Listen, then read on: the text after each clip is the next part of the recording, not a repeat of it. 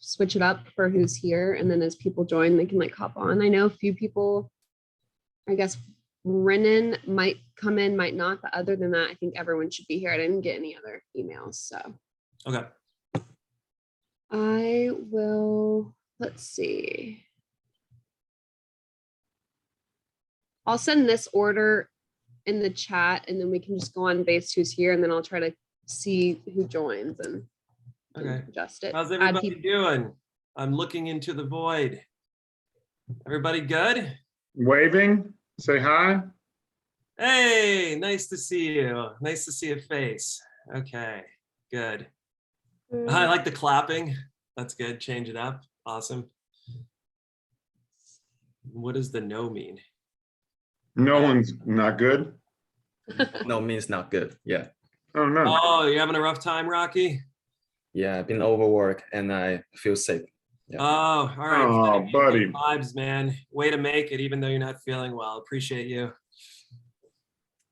Okay, so we're gonna get started, and then we're excited to have someone who is doing tons of pitches, was in your situation 4 years ago or 3 years ago. She won the actual this pitch competition, so she's going to share what she did, and she's only gotten better and better because she's gotten into incubators since then and has gotten investors and has like launched her company and even pivoted it. So she can talk all about that, and you will be prepared for that. And we also have 3 great judges from very different backgrounds that are all very supportive. And so it's not going to be like this intense Shark Tank, like that's how they're marketing it because that's what people are familiar with.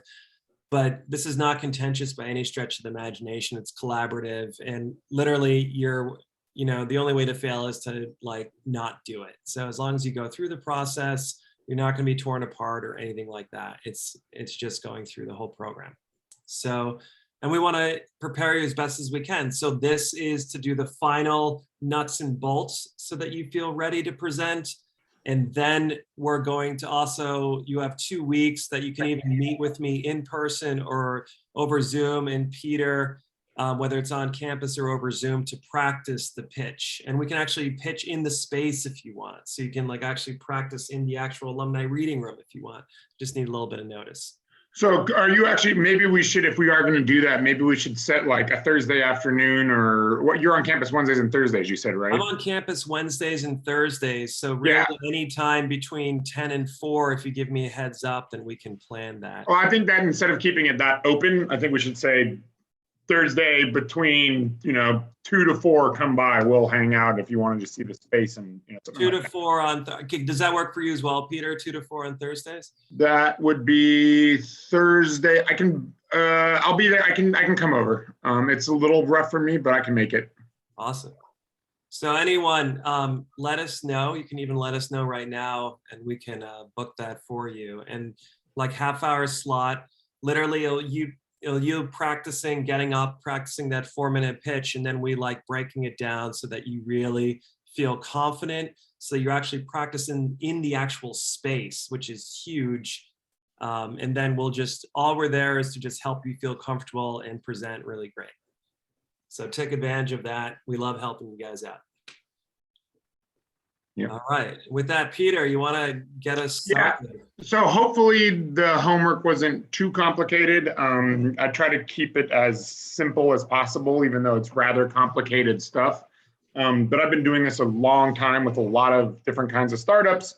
And what I've learned is most startups aren't people with a ton of business background. And even if they do have a ton of business background, just because they understand how to make a financial model doesn't mean they understand how to frame an ask or set up a budget or understand really how money is going to be spent. Because what I've learned is mostly MBA programs teach people how to run existing businesses rather than start businesses. So obviously each one of you have a different ask and a different amount you need and a different operating expense and capital expenditures that you're going to have for your company. So hopefully you're able to read through the homework and do the 3 steps. And today what I would like to see you guys tell me is what you think your budget is and how it breaks down, what you think your key performance indicators are that are showing you that you're on track to either profitability or mass adoption or whatever you're setting as your goal, whether it's users or sales or whatever, a certain amount of both customers and members on the platform, however you're looking at it. And then finally, sort of saying, I think I need this much money to operate for 18 months or 24 months. And then we'll give you our comments and tell you if we think you're wrong or right. But generally, everything I gave you should have given you a pretty clear direction of what that should look like. Does anyone have any questions or thoughts? All right. So, Wait, Jose, you had something?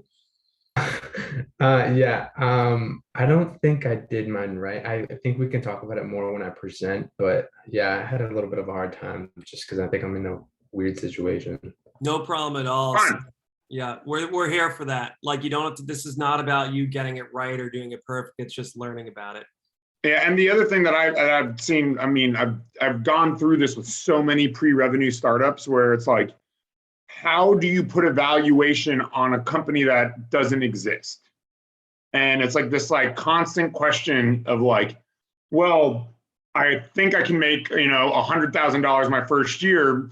Does that mean I should raise 200? You know, or how do I evaluate myself at 5 million if I have zero path to profitability for 2 years? So, I mean, there's like, this is like one of those questions that every startup has to ask themselves is like, what are you telling someone who you're borrowing money from, whether it's a bank or an investor or someone else? What are you telling them you're going to achieve with that money? And what does that metric of success look like? So you guys are both on the same page that when they come to you in 6 months and say, Jose, have you done blank blank that you said you were going to do? You can say, yeah, and we still have a little money left. Or you can say, yeah, but we need more money and here's why.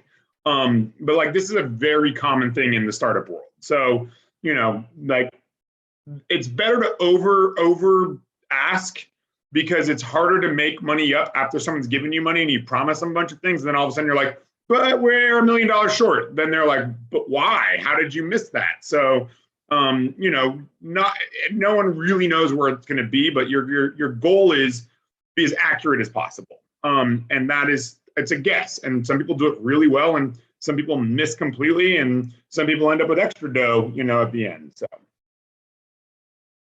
all right. So who is going to go first?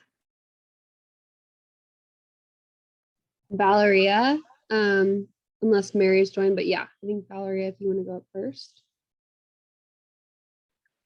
Could you please let me share the screen?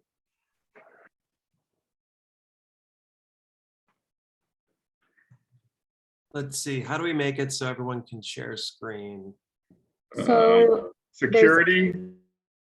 yeah, if you go down to share screen on yours, Carl, there should be like a arrow and you can click let multiple guests share. That's one of the options. And then immediately it should Did I just work. do that correctly?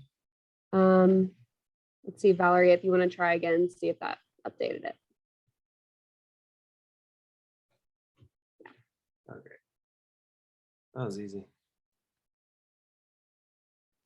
Okay. So this is my roadmap, but I'm still like not sure about it. I will start with the idea validation and then market research and MVP development. But because I'm creating an app and MVP already requires quite a lot of money, even the simplest one, I was thinking even at this stage, try to find some investors. And then obviously it's app testing and finding more investors that will help me to launch app for iOS and Android. And then monetizing, and my my goal is, I think, to sell the app at the end and try to work on more projects. But I'm not sure about the last part, but for now, I think about selling it. Then the budget. So again, the whole market for applications is very broad and competitive and requires a lot of money. And that's the list of type of investors that I was thinking about, like using, like personal network, private investors, and app funding contests. And I also did research about how I can monetize my app because I want to make it free for all students, and like start with video ads that will allow me to earn some money. And this is like I haven't organized it properly, but it's just the information for how much money I need to actually launch it on App Store and Google Store. And yeah, that's basically it. So I guess to start, I need like at least 15K for the simplest MVP, and just to be able to actually launch it. All right, let's go back to your first slide. Okay. So give me dates on this. I mean, like as an investor, I want to know, you know, like you're telling me the whole life cycle of this thing. What am I investing to? Am I investing to finding app testing? So idea validation, you're probably going to need investors before that. So you're probably going to want to move your finding investors to before your idea validation, because you can't build your MVP without validating your idea. Mm-hmm. So you're going to need to find investors sooner. Selling the app is probably 5 years down the road. I don't need to see that. Show me 18 months of roadmap. Okay, so to build the MVP, I need 1 month. Okay, I mean, the thing about it is I don't need you to explain it to me in depth right now. I need you to make me a slide that I am able to look at in one slide. Here is the roadmap to your seed round. Here is the roadmap to whatever your goals are. And I also don't see any really, these are very broad general goals. They're like, you know, MVP development. Well, what does that mean? Like, how do I know if it's successful? Like you said, monetizing. What does that mean? Is that like 10 users, 100 users, 1,000 users?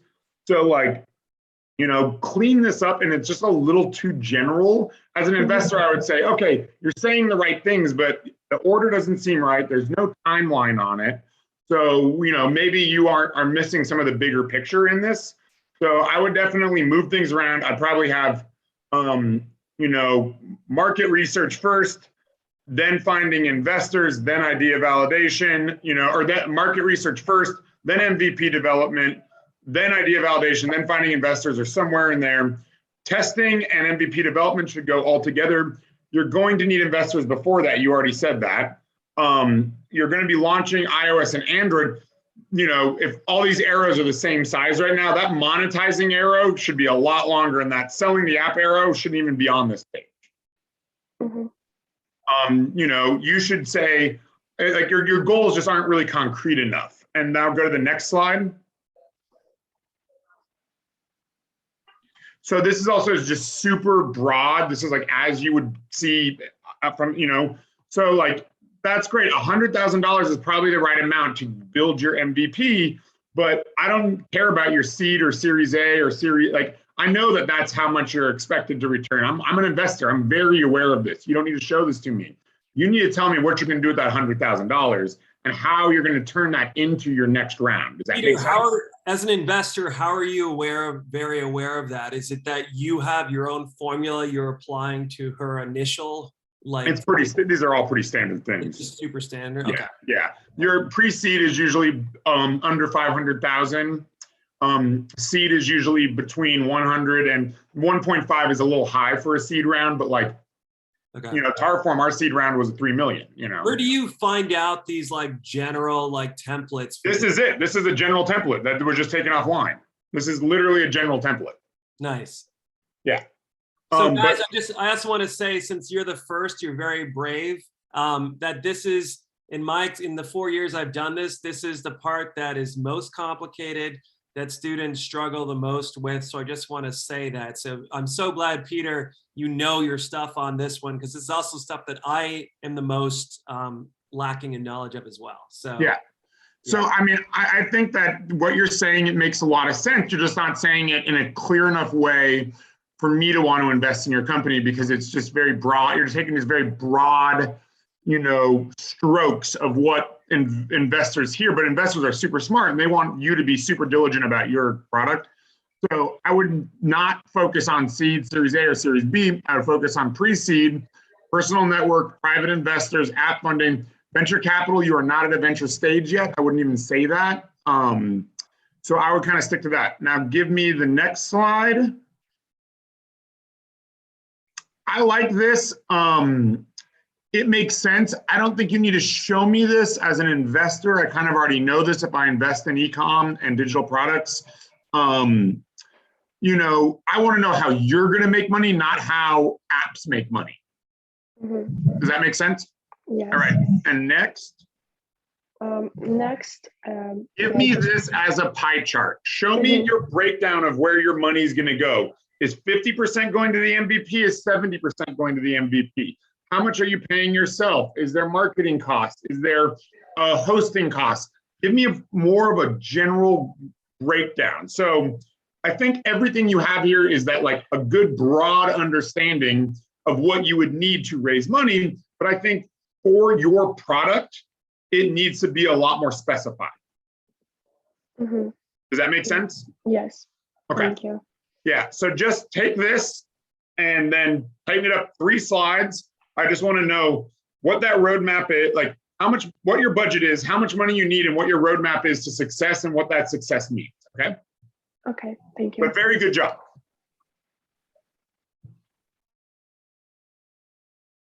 All right, next.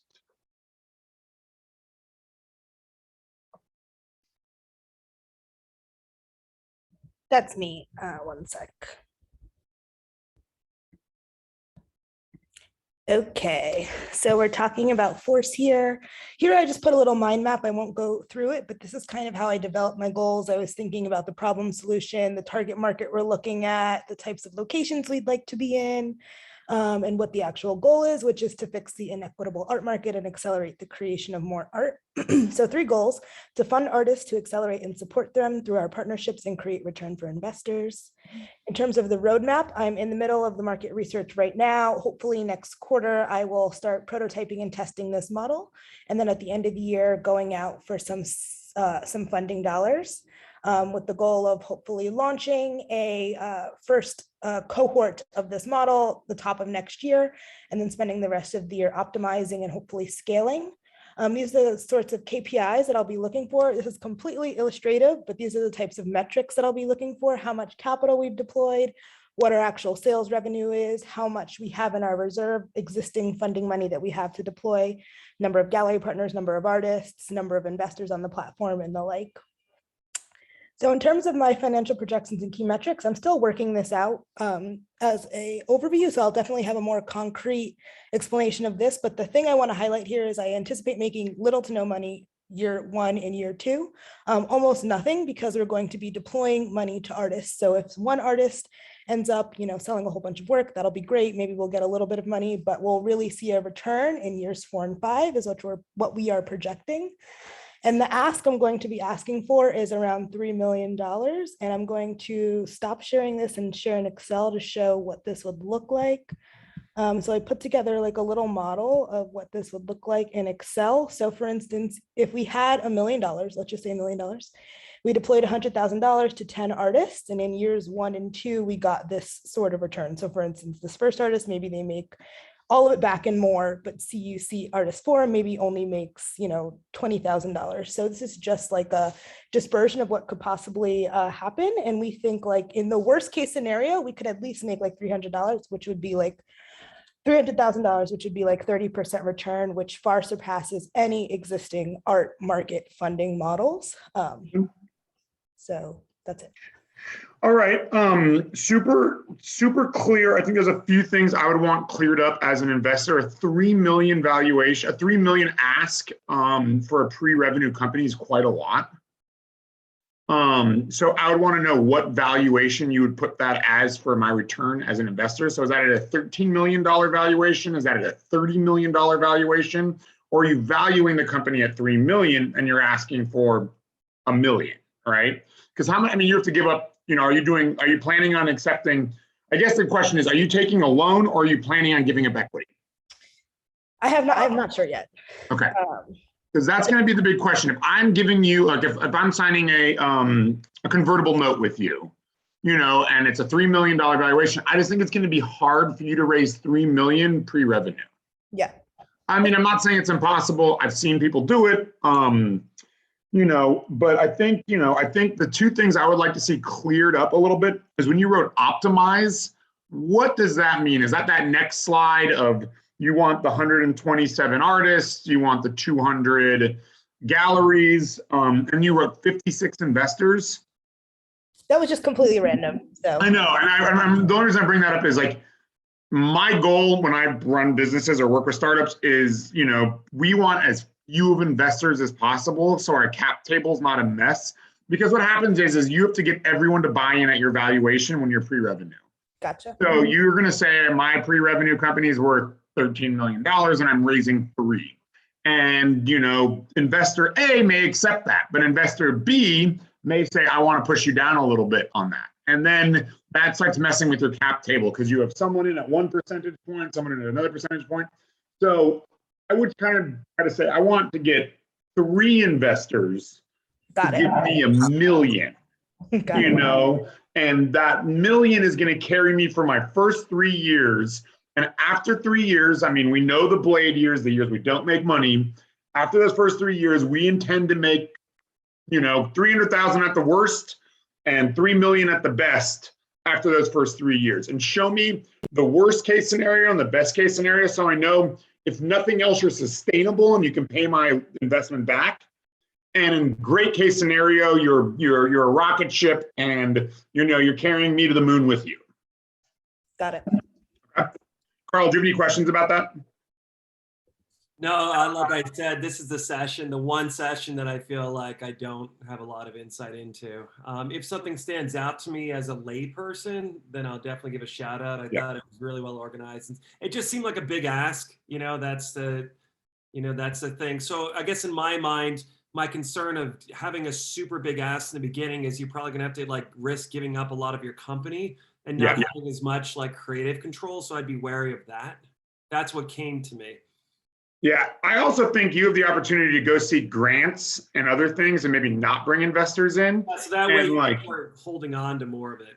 Yeah, and look, go read Lean Startup and think about maybe there's a way to really test this in a lean way and use like a grant and a little bit of investor, like some small family office that wants to give you 500K and you get 200K in grants. And then maybe you have 2 other investors that come in at like 150 and you kind of put it all together with like 2 investors or 3 investors and some grants. And you get that first model built out and you start making money, and then you go raise that 3 million, because then you're raising that 3 million at a much more competitive rate and you're giving up way less, So good job.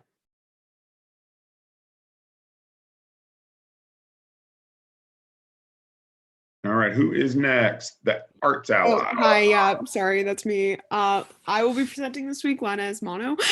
She's here, but she's also super sick, so I'm gonna share my screen. Do you not have mono, so you guys weren't like hanging out? I am based in Boston now, so we do everything virtually, which is this is the one time it's become a positive.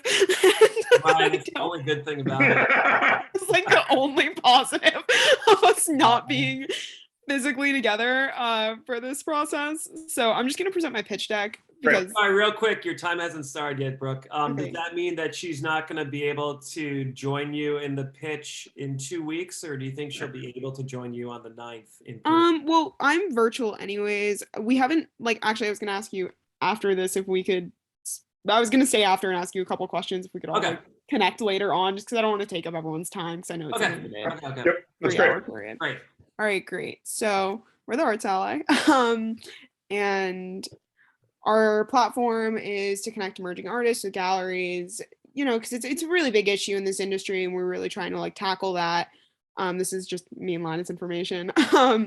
This is, again, the issue. This is kind of our statement of everything. I'm trying to get to the numbers because I know it's the priority. This is why we're going to be helpful and we're going to resolve this issue. And this is our product. This is our app. We're connecting an app. And so this is the market that we're dealing with. We're in a $21 or a $21.3 billion market in the United States. We are not in the worldwide market yet because we do not have the opportunity to connect with those kind of industries, and we don't want to deal with the like international stuff. It's just not something that's a good call for us right now. This is our business model. So I sectioned it off into different places so that everyone could sort of see it. The numbers aren't here, but this is just kind of like all the information. Our key partners are going to be artists and galleries, who is also our customer base, but you know, we're trying to view them as partners because this is a collective. This is something that we want everyone to be like continually like connected together. Our key activities, we're connecting artists and galleries.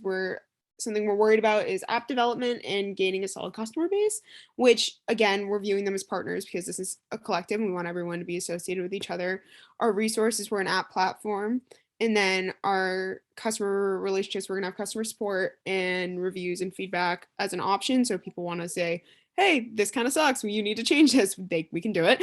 Our cost structure right now is we need to focus on app development, marketing, and salary for at least 2 employees. We did actually cut this back to just IT, and we're going to do 30 hours a week for an IT person, as we don't have a background in that.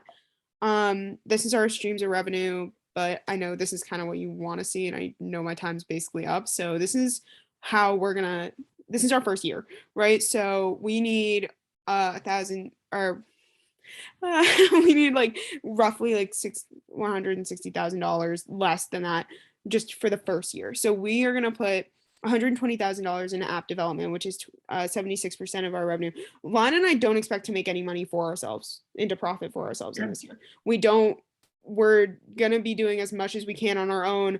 I'm going to night school so that we can kind of do this and be able to do all this correctly. 18% of this goes into IT and maintenance because we don't have the resources. We don't know how to do that. And apps crash all the time, and we don't want that. We want to make sure that we have a reputation for being a really reliable, center. And then we're also putting 6% into marketing because we recognize how big, and that's going to be really important. There's so many apps, there's so many things. We want to make sure we do that correctly. And then our KPIs are our next slide. We want to hit 400 users within our second month. Second month. Well, we already have a commitment of 300 users. Okay. So yeah, so it's kind of just like we want a 25% increase within our second month. Because it really is just signing up. It's not how many people are continuing to do it. And then we want to profit. Well, so I will push you on that. So like, yeah, as an investor, you can tell me you have 10,000 users, but if you only have 100 active daily users or weekly users, I'm going to say, well, you don't really have a business. You have something that people thought was something cool and then they stopped using. The term in app development is it sticky? Does it mean that people want to come back to it? How often they come back to it? How often they use it? So, having users, you want them to be active daily or weekly users, right? Yeah, we were because of what it is, we're kind of looking for weekly users because again, we're trying to be realistic. It's not, I don't want to sit here and pitch something that's just not going to happen. Like, I want to be realistic with what's going on. Again, this has changed since this morning when we talked about it. We were like, this is unrealistic. But with our no, it's all right. I mean, I think that's pretty good. So, I mean, obviously you built your deck here, just like your whole deck. Yeah. And we'll talk more about your deck later when we talk about decks, but I can tell you right now, you got to get a lot of this text out of here. There's just way too much text as a deck. So go back 2 slides, go back to your business model. This makes sense. I would like to know, I see how it kind of works. I would like to see it sort of structured in a way that I kind of figure out who pays what and how you make money. Okay. And I kind of get like key partners, key activities, key resources, customer relations, value proposition, customer segments, but like that cost structure and that revenue stream, like that's going to be what I'm more interested in than everything else. Because you already sold me on everything else at that point, right? Next. I'm going to tell you right now, you're going to need more for marketing. Yeah, I thought so too. I did this and then I was like, this is not seem realistic after I put it up this morning. I think probably I do this quite often with both clients and with students when we're doing projects like this, and everyone's always like, yeah, 6% for marketing. And I'm like, I've worked in a lot of small businesses, and to get that initial traction, to get people to discover who you are, like how do you find customers, how do you retain customers, it's this whole sales funnel thing, Like, how much does each time someone finds you, what's the conversion cost every time you get someone onto the app? Do they become a customer? How many times do they have to see it? What are you spending per click per person coming to your app? But I guarantee you it's going to be more than 6%. Okay. I think your 158,000 is a reasonable ask for 1 year. I would almost want to up it to just a flat 200K. And if you can turn $50,000 in profit in your first year, and you're saying that's profit, not gross, but net. Yeah, that was our goal. But yeah, again. So show me what 50,000 looks like in profit based on how much you make. Like I have a company that makes $1 million a year, but its profit's really low. Yeah. Because we spend so much money on customer acquisition. Okay. And marketing and sales. But we know that once we convert over, it'll be very heavy in profit and very low in customer acquisition costs, right? So show me what your top line revenue is, and then show me what your profit is in a clearer slide, right? Yeah. So say our roadmap. Our KPIs are 400 people or 1,000 users at the end of year one with your money. And with that 1,000 users, we intend to have a net revenue of this and a gross revenue of this, right? Okay. Top line, bottom line. Okay. All right, great. Thank you. Great. And we have a roadmap. I just didn't put it on here.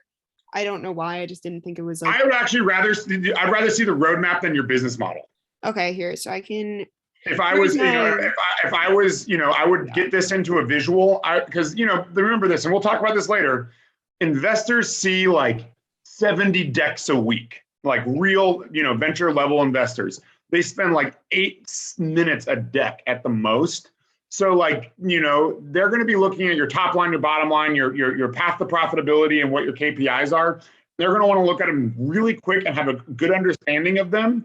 If they want to go beyond that in a meeting setup, you can walk me through in depth how you're going to make money. And then if I'm really a savvy investor, I'm probably going to send someone who's really smart to kind of break down your numbers and see if they make sense. Okay. No, that makes sense. This is our roadmap. So another great positive thing about this program is Lana and I have actually done a lot of this. Like this whole thing is done basically already. So we put it in month 1, even though that's like not really but we're still in the process of building our MVP, but because it's an app and it's going to be ridiculously expensive to make, we're basically just like creating graphics of what we want our app to look like. Investors, and we really are trying to push for grants in fundraising. Kickstarters. I just think that Lana and I have talked a lot about it, and we want to understand the market. We want this to be a long-term company. We don't want this to fail, and I think that's something really important for us is to make sure we understand it. Yeah, I don't think you're going to fund it through Kickstarter either, and I'll explain why. Kickstarter, no, it makes sense. I was just the first thing I put on there. Yeah. Kickstarter and Indiegogo are reward-based crowdfunding, and what that means is you have to provide some sort of reward for their funding. And apps, it's really difficult. So, all right, good job. All right, great, thank you. Yeah. So for me, so Brooke, one thing to focus on, and this is from the performance part. You have a wonderful personality, a warmth, and a vibrance, and an enthusiasm that comes off, right? You have a lot of great stuff. There's one habit that you have that I'm gonna ask you to really work hard on resisting, and it's that laugh, when you feel uncomfortable, right? And so do you know what I'm talking about? No, I know exactly what you're talking about. I totally agree. Yeah. Right. And I think it's something that people develop to kind of mitigate somebody else criticizing them or whatever, right? I get the psychology of why you do it.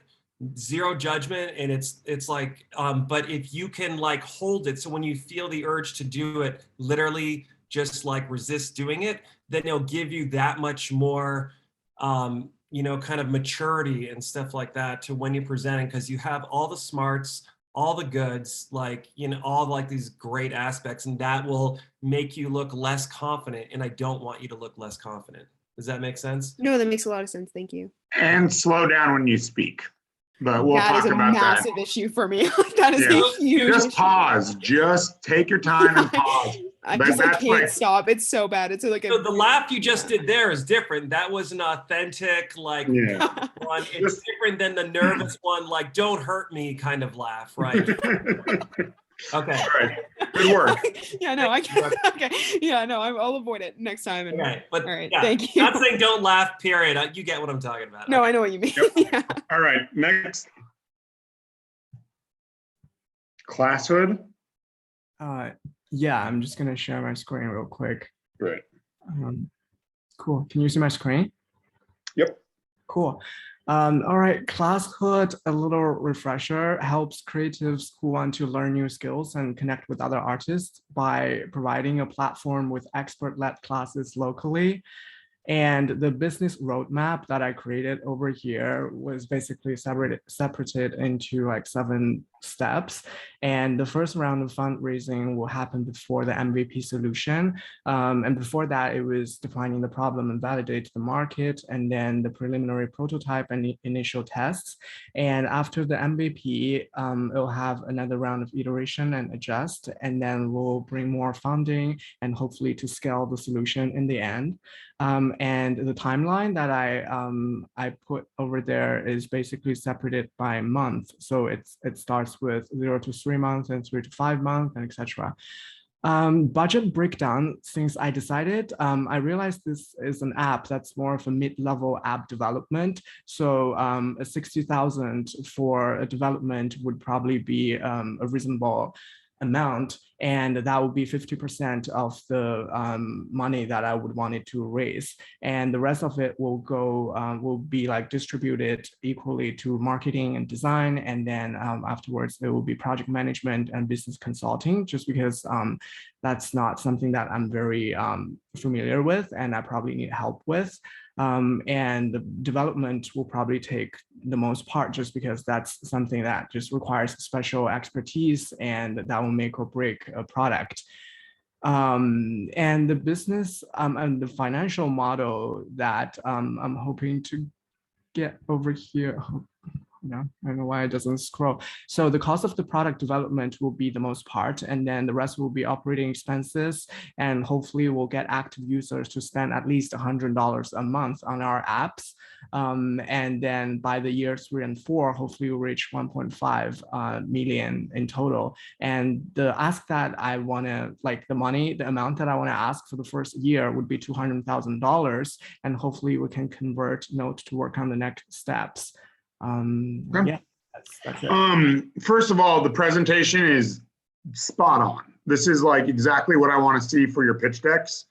Thanks. I don't see a lot of things I'm going to punch holes in from like a financial standpoint, except for the fact that on your graph where it says your financial model, you know, you have the hockey stick, you show up into the right. I would remove the word basic and just keep financial model on there. Okay. But I also would want to sort of start seeing, and I mean, you don't have to lie, but I'd want to start seeing a little more growth from that 200,000 prior to year 3, because that would really, I understand the first year is building, the second year is testing, and the third year is execution. But I always, like most investors, want to see that condensed. That's why they're giving you the money. And if you need to raise more to get it working faster, that might be better. But like, so I'll use an example. I have a friend whose business is going very, very well. It took him 5 years to make a profit, and now he makes over $1 million a year in his 7th year. He has no employees and no investors, but he chose to grow super slow and organically, so he didn't have to worry about it. If your goal is to grow quickly, I want you to show me that faster growth with investment. And you also may want to note that in year 3, you're going out for your next round of funding. So if I was an investor, I'd say, is 200,000 really enough to sustain your business for 3 years? I don't think it is.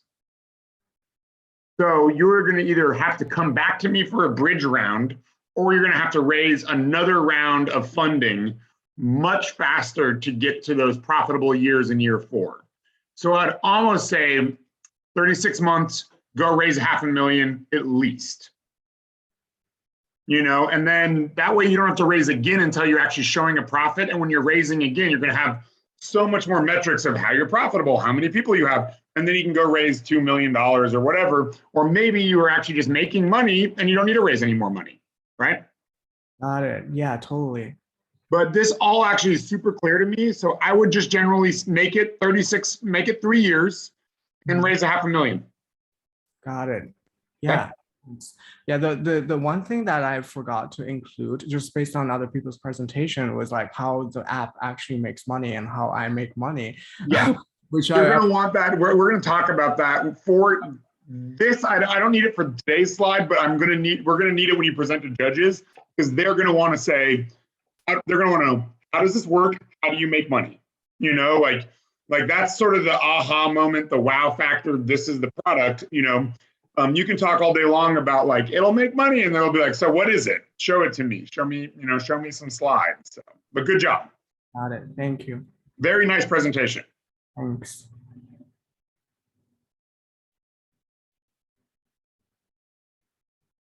All right.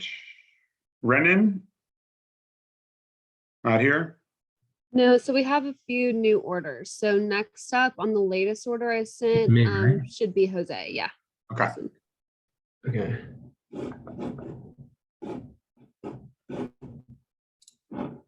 So many tabs open. I apologize for this.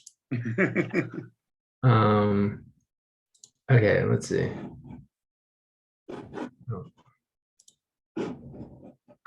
Cool. So sorry, I pressed the wrong share button. There we go, slideshow. Are you seeing the right screen? Helping students, artists sell and promote their artwork. Yeah, okay. So I'm gonna just kind of skip to the numbers. I'd say that I wasn't able to upload images, but I did make progress on what we talked about last time, in changing like some of the images on the design.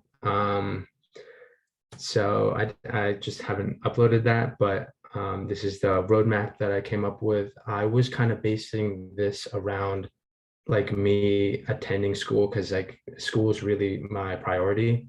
So this would be all kind of like bootstrapped. How much can I create of the app like by myself?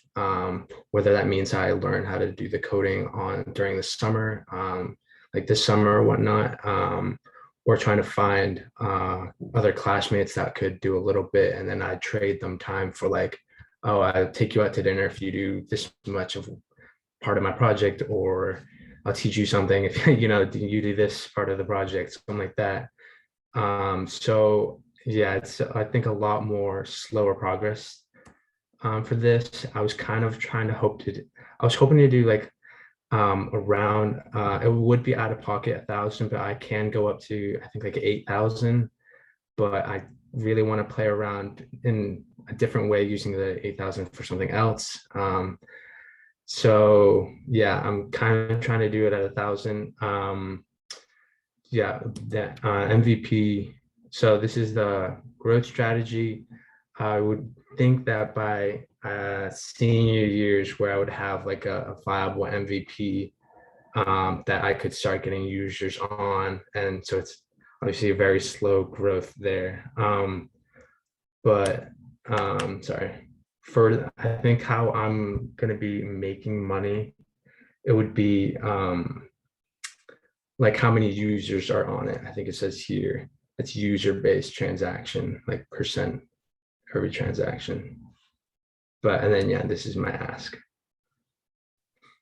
All right. So asking for $1,000 is kind of silly. Yeah. Yeah. It's like essentially if it could be like a dinner tab at a business dinner in Manhattan, with any investor, it's I even talked about this with my crowdfunding class, where I'm like, yeah, you need $900. I'll give you $900. Give me half your company. So I understand that you're saying it's just me. It's going to be a slow burn, and I'm going to be a slow build because I'm doing it while I'm in school, and that's great, and that's super honest. But let's imagine that you're still in school and doing it, but you're actually hiring people to be working on this in their free time. Okay, so yeah, I did do that kind of research. I just didn't Yeah. have it in the So even if it's $50,000 for 2 years to hire some friends to help you build it, let's go to 50,000. Okay, that makes more Let's sense. go for 50,000 at 5%. Yeah, okay. Because the value of your company right now at $20,000, I mean, that's great, but like, I know taco trucks that do more than that in a month.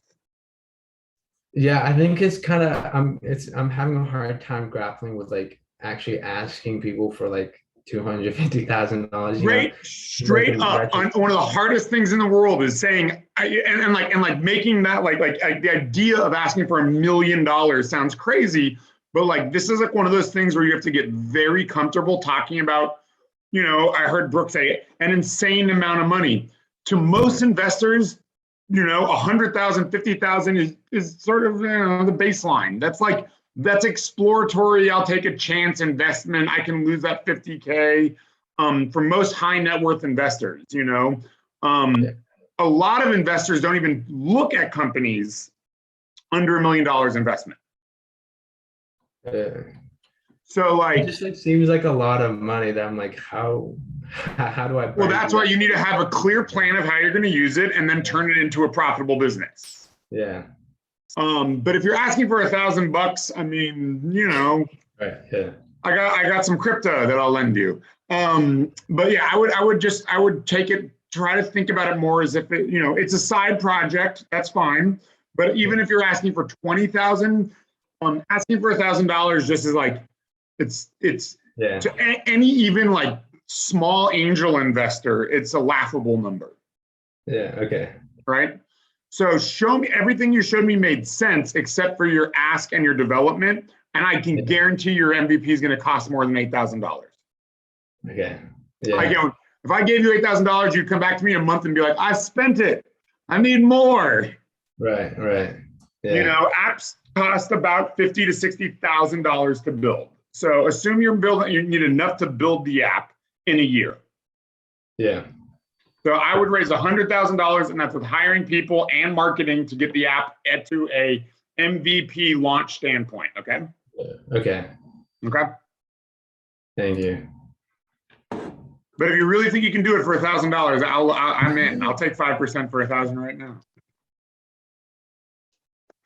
All right. Non-dilutable though. I want to keep my 5% forever. Jose, call him on that right now and get $1,000. Non-dilutable though. That's like it's a poison pill. You never want non-dilutable investors in your company. Does everyone know what that means? Peter, what does that mean? Yeah, so that means that my shares can never be diluted upon further raises.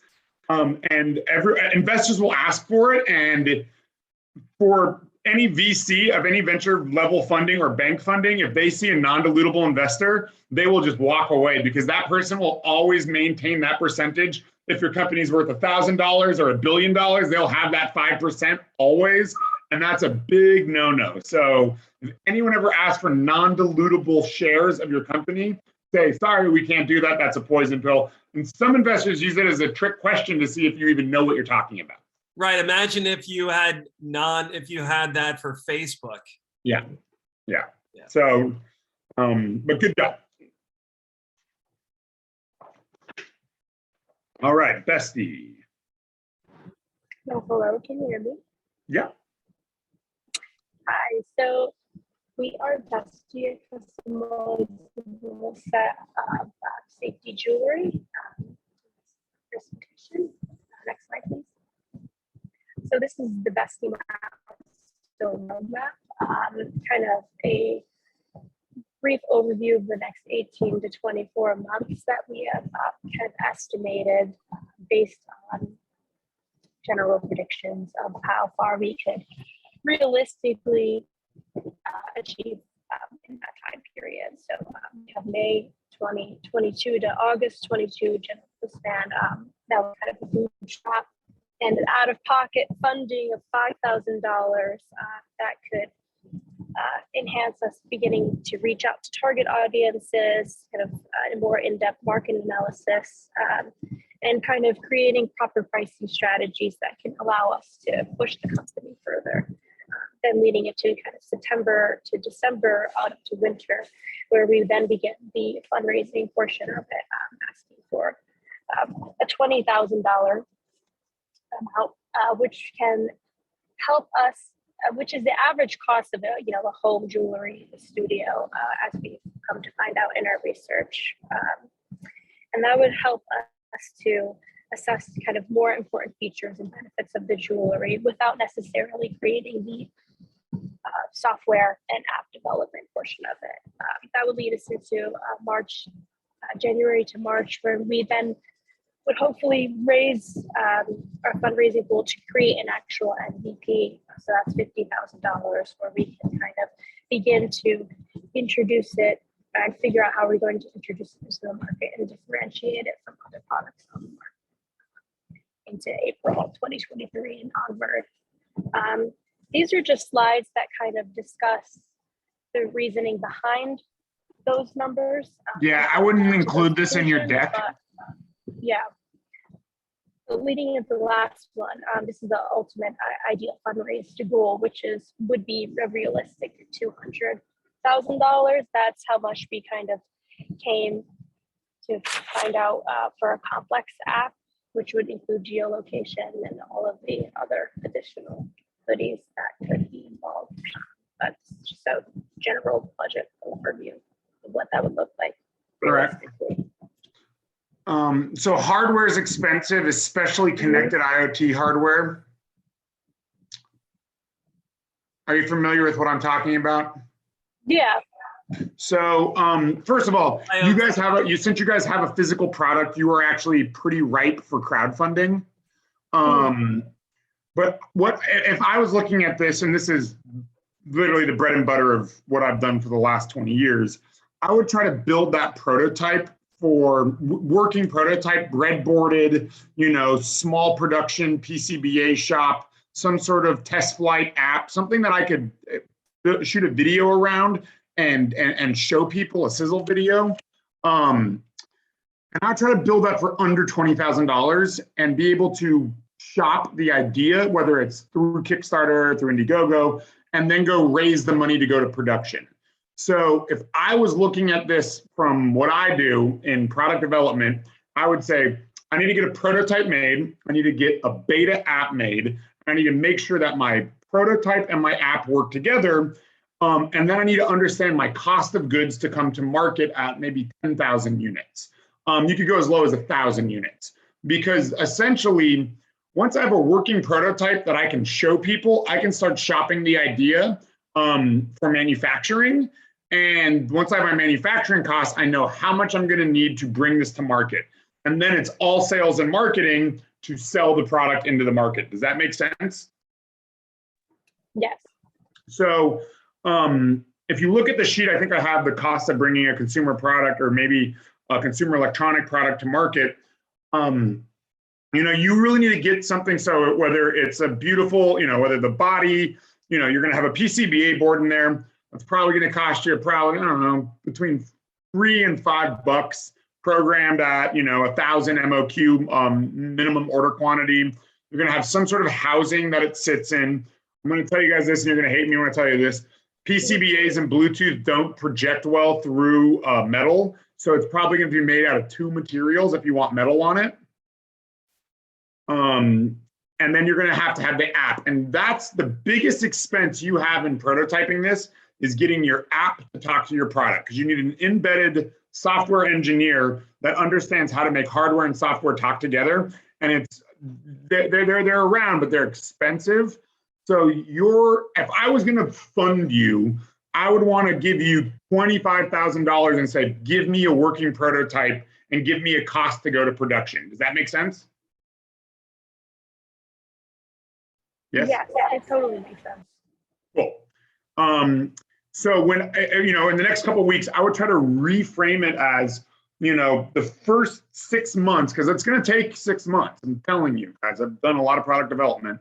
The first 6 months is getting a working prototype that we can test. And that's like, go put it in the hands of your customers, let them feel it, touch it, Say, I wish I wanted to have geolocation. I want to have this, but I don't want tracking under these, get that feedback and then say, okay, and then go and shop suppliers, manufacturing, overseas, local, whatever, and figure out what it would cost to make 1,000 of them. And I'm assuming your price point, I think you guys already determined at like $100. Yeah. So at $100, you're going to want these, I think, to cost you to make, divided by, let's go by 5. You want to spend 20, you want a cost of goods of around $20 per product, okay? And that's like packaged, ready to ship to a customer, okay? Definitely. Okay. And if you have any questions about this, this is actually what I'm like, this is what I do primarily. So like what you guys are working on is right in my wheelhouse. Awesome. Thank you. Yep. All right. So is Katherine joining us? She is. She should be here soon. She even emailed us with her slide deck. So she's definitely coming. So we can keep going till she comes. Do you want to take 5? Do you want to take 5 minutes? 5. So we will be back at 1:05 sharp. Yeah. Oh, and there's Katherine right there. Oh, there she is. So say hi to her, and I'm going to go get a coffee and be right back. Okay. Katherine, welcome. We're taking a quick break. So it's nice to see you. Hi. Hi, everyone. Hey, so we just did an hour. So we're taking a quick break to grab coffee and stuff. And then we will be ready to go at exactly 1:05 sharp. Amazing. And yeah, if you want to make sure you can share your screen and everything. Let me make you a co-host. Yeah. Let's see. How are you? I'm so good. How are you? Good.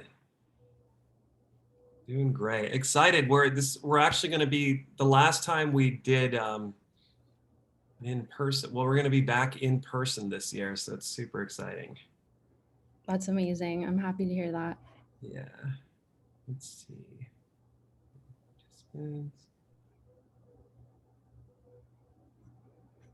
Okay, I think it works. Can you see my screen? Yes, works. Okay, so we don't need to make you. Okay, great. I'll still make you a co-host just in case it allows you to do something. Okay. All right, I will be back at 1:05 sharp.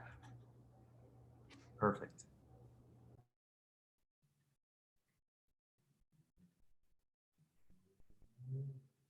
Okay. And yes, Paxton, we'll definitely talk to people so we know 100%, who can be in person and make sure people know that that's super important. So yeah, we'll do that maybe after Katherine's thing. Sure. Before that we sounds go apart. Thank you. I will take this break for 3 more minutes or whatever.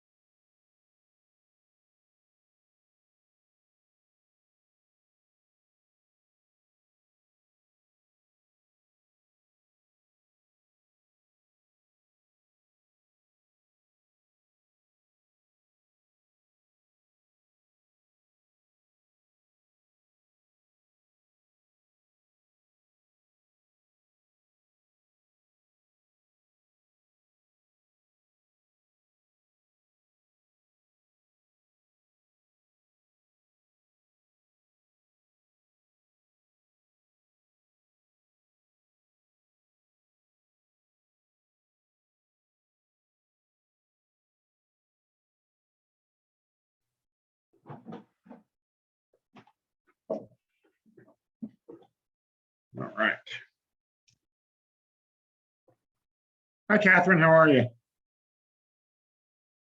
Oh, she's I'm back. How Hello. are you? How is everything? I'm great. How are you, Peter? Well, when do you leave for Portugal? On the 31st, so very soon. Congrats. Make sure you document a ton of stuff while you're there. I will. I'm so excited. Have you been to Portugal before? I have not. So now after you said that, I was like, next company I start, I'm going to be like, the only rule of this company is I need a Portuguese supplier. So I have an excuse to go over there. Totally. Life is short. Like go where you want to be working, right? Yeah. The food is supposed to be incredible. Yeah, I'm really excited. We're going to Lisbon. They have an office in Lisbon, and then I'm going up to Porto. Nice. So.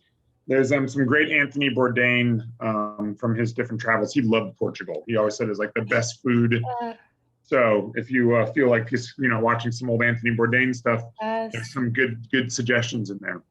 I love Anthony Bourdain. Me too.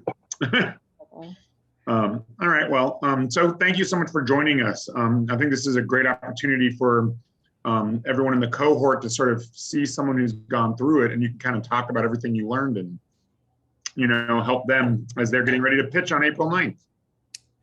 So exciting. Are you guys excited? Thumbs up, thumbs down, smiley faces. Where's here? Nice. Carl, are you there? Is he back yet? Not quite yet. 105.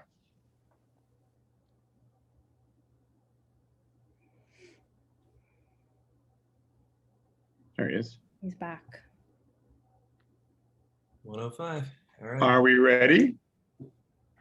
I'm ready. Carl, do you want to introduce Katherine, Carl? Yes, I'm very excited. Katherine is wonderful. Thank you so much for joining us. Katherine so she was exactly where you were back in, what was it, 3 years ago? Yeah, 2019, I think. Yeah, so 3 years ago, a student just like you in the lab, fashion major, and just worked so hard, like would take like mentors, speakers, and would take them and just like learn from them, to learn different aspects, rehearsed it with me, and did an amazing performance, and then just killed on the presentation and was the winner that year.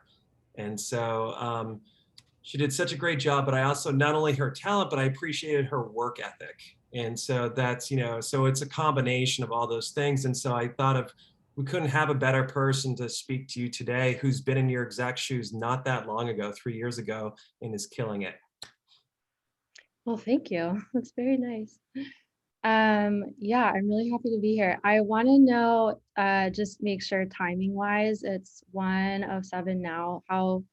What time should I be going to, I guess, to make sure that you guys are still on time? I mean, there's flexibility. Like we approximated about an hour, but it's whatever works for you. So yeah. Awesome. Okay, I'm going to share my screen and we can get started.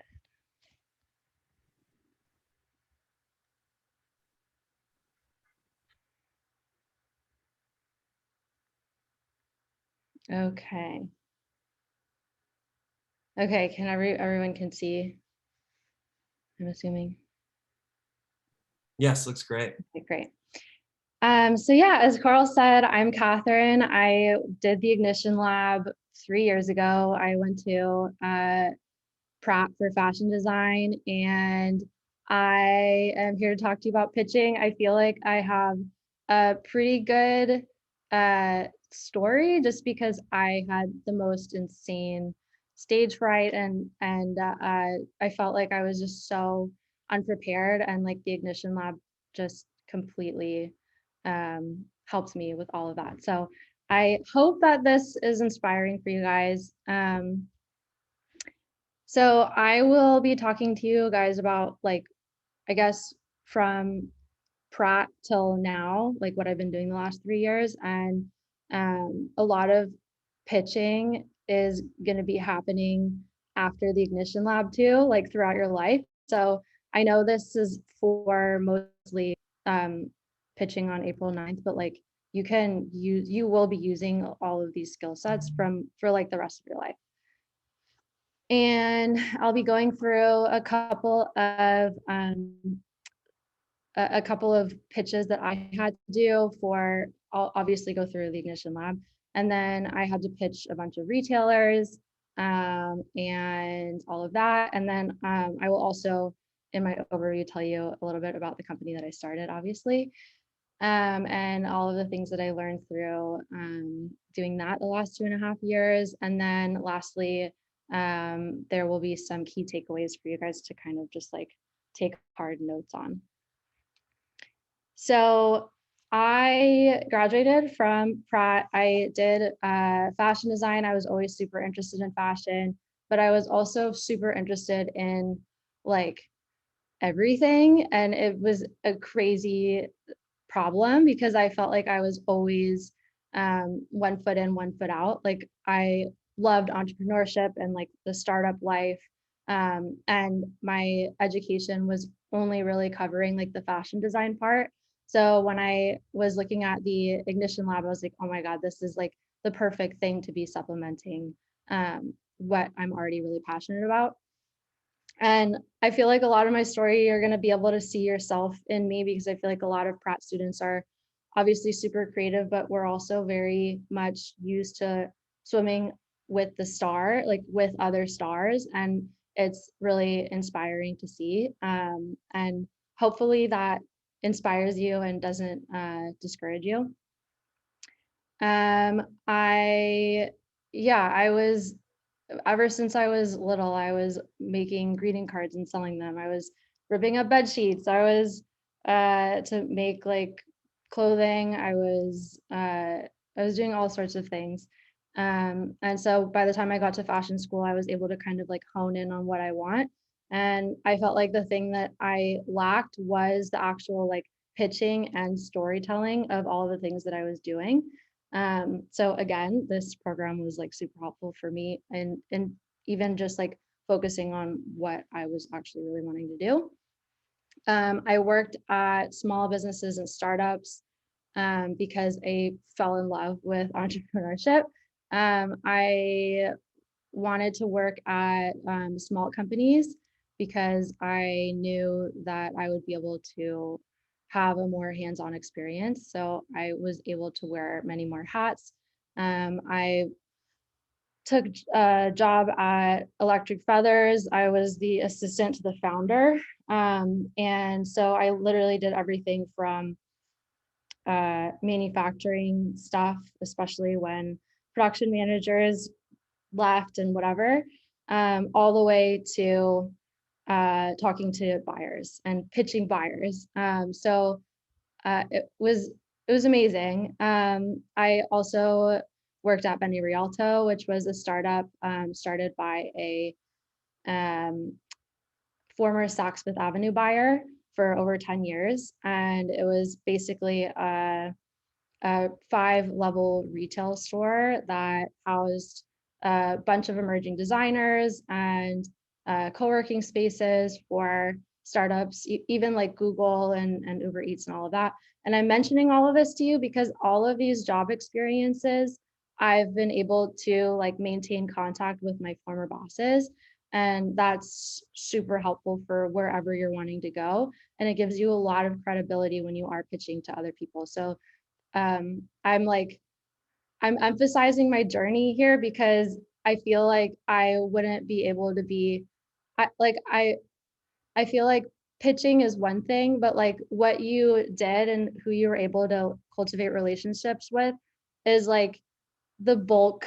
Like a lot of the stuff that you're going to be using when you pitch is stuff that you've built over time. And a lot of this is, for me, building relationships with former bosses and mentors and all of that, as Carl was saying. I also worked at Mara Hoffman for a little bit. That was amazing. It was probably the biggest company I worked at. There were maybe like 70 employees. And I was doing design, and then I convinced them to let me do production too, so that I could learn a little bit about what that looked like for like New York to LA, what that looked like. So I was able to really get like a good understanding of what the fashion industry was like in real life and not just at school. And then when I graduated, I was recruited to design for Free People and do their jumpsuits and soft wovens and bottoms. And I think that was probably my first, outside of the Ignition Lab, my first big, like, I wouldn't say pitch, but job interview. And it went really well just because I was really prepared. And I had talked to a lot of other people who worked at Free People. I like contacted them and asked them what it was like working there. I would have had to move to Philadelphia from New York, so that's like a big thing. And so I already knew what the interview process was going to be like and all of that. So I kind of like had that lined up, but I really didn't want to do it. I wanted to do like entrepreneurship really bad, but I knew that I can't just like graduate and then start a company. Like I feel like I need some experience, right? And I guess like during school, I worked part-time and went to school part-time as I transferred. So I actually was working all 4 years, but just like societal norms was telling me, do not launch a company as soon as you graduate. But I ended up having one-on-one conversations with a lot of people, again, leveraging my network. So talking to my family, talking to my professors, talking to all of my former bosses, and kind of like asking them what they would do if they were in my position. And like they have so many years on me and I'm just starting out, like, is there any advice you can give me? And they were like, you should just start, like, find like an incubator or something and like see what you can do. Like, I feel like at Free People, you're going to be there for 2 years maybe, and they don't pay you well and whatever. And that might be a waste of time. You'll probably learn a lot more in doing your own startup if you can, and then maybe freelance on the side so that you can pay the bills. So I was like, all right, if I can get into any sort of like business something so that I could learn the business side of everything, then aka pitching and just like learning what customer acquisition meant and like all of the business terms. I just didn't know anything really besides the fashion brands and startups that I was at.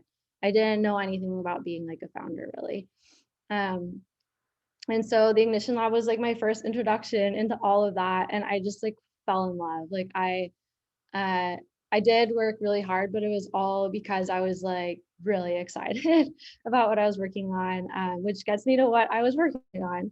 So I was working on a multi-brand marketplace called TAYIO, which basically housed on an online platform a bunch of different sustainable women's wear brands, including an in-house brand.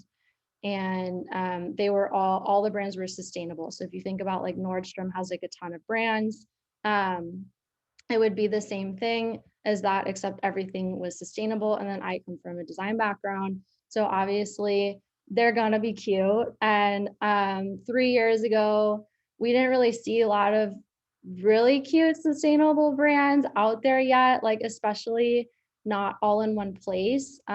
So I was wanting to create something where there would be a hub of a bunch of different sustainable brands that you could shop all at once, like a Nordstrom experience, and not having like 6 million tabs open on your computer, trying to figure out like different shipping policies and whatever. So that was the idea.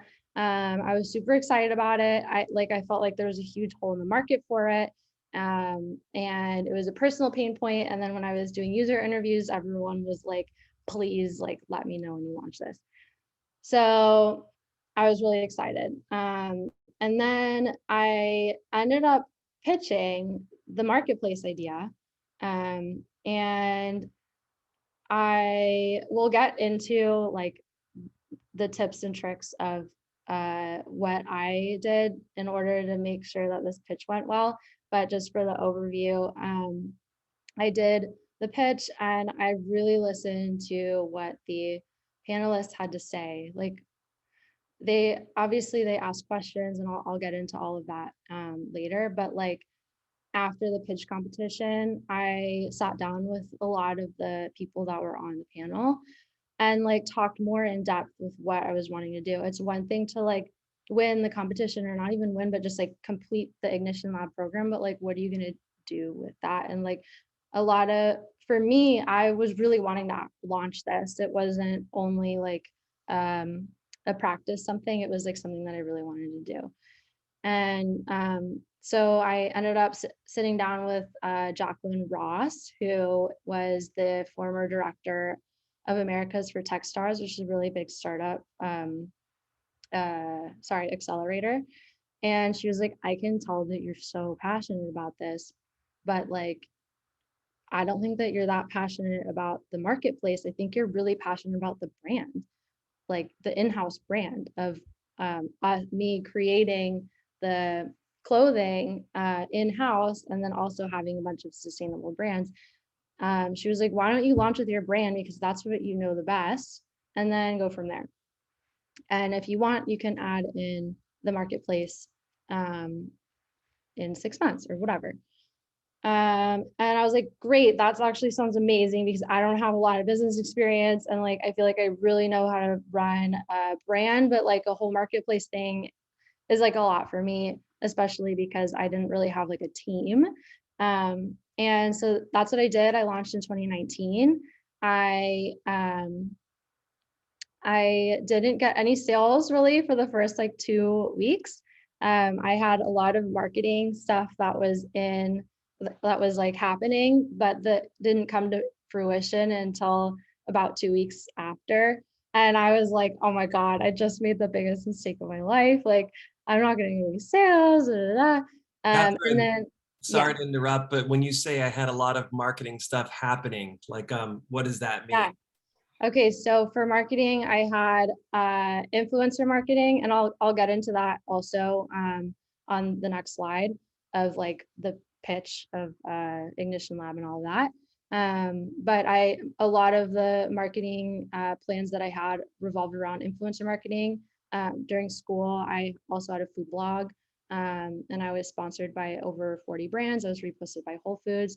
And so I was like this little micro influencer. I was getting paid like $100 a post or something. And it was really fun. So I was like leveraging, I was like, okay, I know how to do that because I used to be a micro influencer.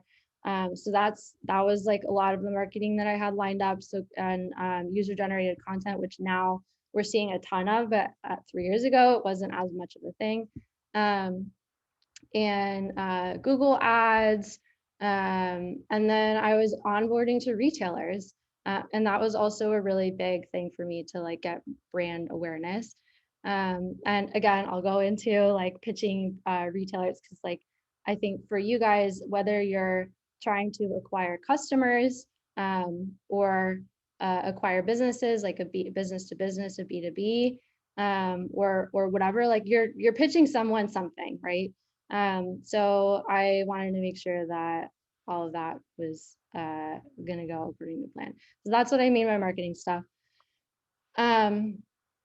So yeah, after that, then things just like freaking exploded, and I sold out completely of my stuff, and was able to like kind of get the ball rolling. I had some friends and family funding that I was able to use for the first production, and then from there I was able to reinvest my sales into my company and go from there.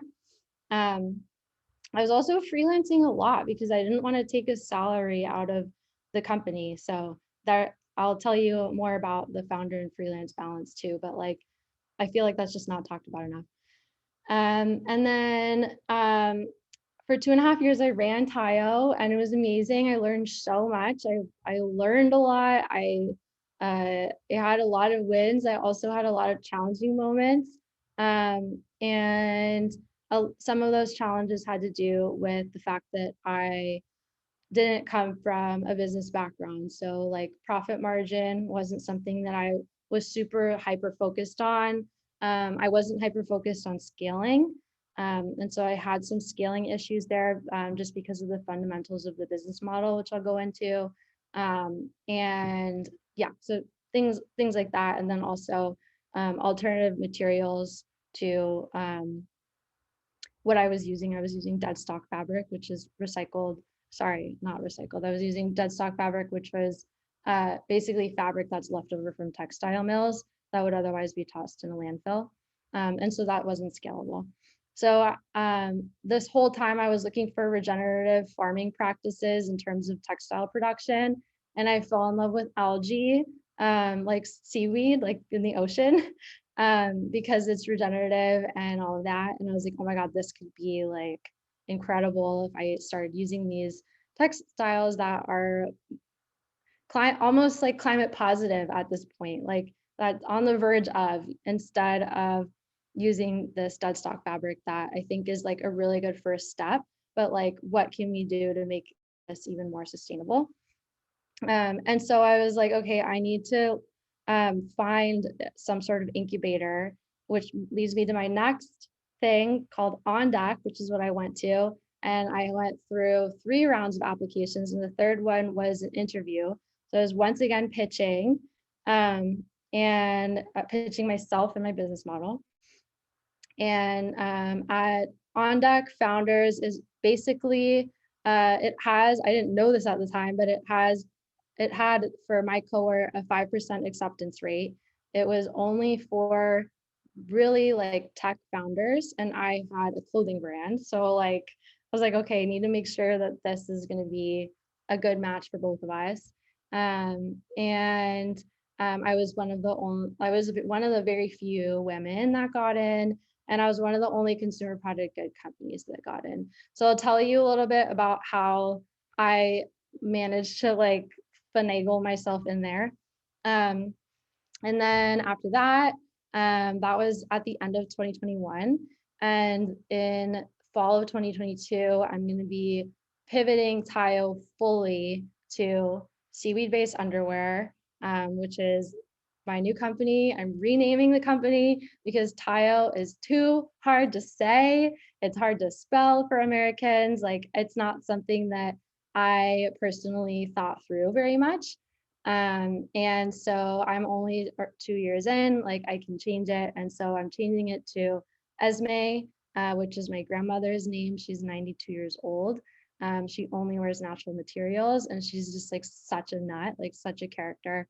And I feel like she just really embodies the brand. So she's amazing. She's my inspiration.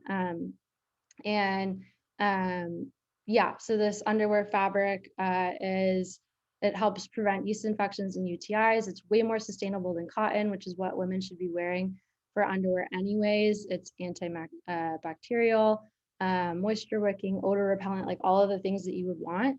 And it's actually softer than cotton. So like, I don't know, it's just, I geek out over this stuff, but I'm beyond excited. And I also wanted to make sure that like, when you do get pitched stuff like from other textile mills, they will obviously tell you that everything is amazing that they do, but like I was able to like look at the science behind it. I didn't want it to be something that was like a trendy thing. I wanted this to be like the new generation of underwear. Like this is the new norm, and it's something that like will be for the rest of time, I guess, is like something that's a little bit more sustainable than what we're using right now, which is cotton, which is really, really not sustainable, water usage wise and all of that. So that's what's happening in fall of 2022. I'm very excited. And I have some retailers on board already for launch. So that's also really exciting. And then between then and now, I want to make sure that I have as much capital as possible for that. So I right now am freelancing once again from now until I launch. And I am only taking anything that will help me grow. So I worked at Style Like You, which is a media company. I knew pretty much nothing about YouTube or anything like monetizing through that. And then also I tapped into just their like incredible network of people. They basically have a massive following of individuals who preach creative expression that's outside the norm. So like being able to tap into that was incredible. And then I also took a freelance job as a creative director at Pause, which is a skincare company. The founder is VC backed, and last year, I'm pretty sure it was last year or the year prior, only 2% of venture funding went to females in the US. And the founder of Pause is female, and she's venture backed. She's also lesbian. And so you can imagine, of those 2% of women, of the 2% of the venture backed funding that happened in the US, like, I don't know, she might be the only like lesbian, honestly, that got, I don't know, but like, I was like, I will take this. Like, I'm so excited. So I interviewed for that and also had to pitch and everything. So I will walk you through all of that. So as you can see with this, like, I know that this talk is more for the Ignition Lab pitch competition, but like all of the stuff that I learned at the Ignition Lab, like I have used over and over and over and over again these last 3 years. And like, this program has like affected me so much in terms of just like catapulting where I want to go, because I feel like I was given so many amazing tools and education in order to— Katherine, can I ask, can we actually just like, if anyone has any questions about your journey so far, can we do that before we move into the pitch stuff? But I also have a question as well. Yeah. So you're relaunching, I know we kind of talked about this when you and I had a call the other day, you're relaunching, are you doing a raise right now?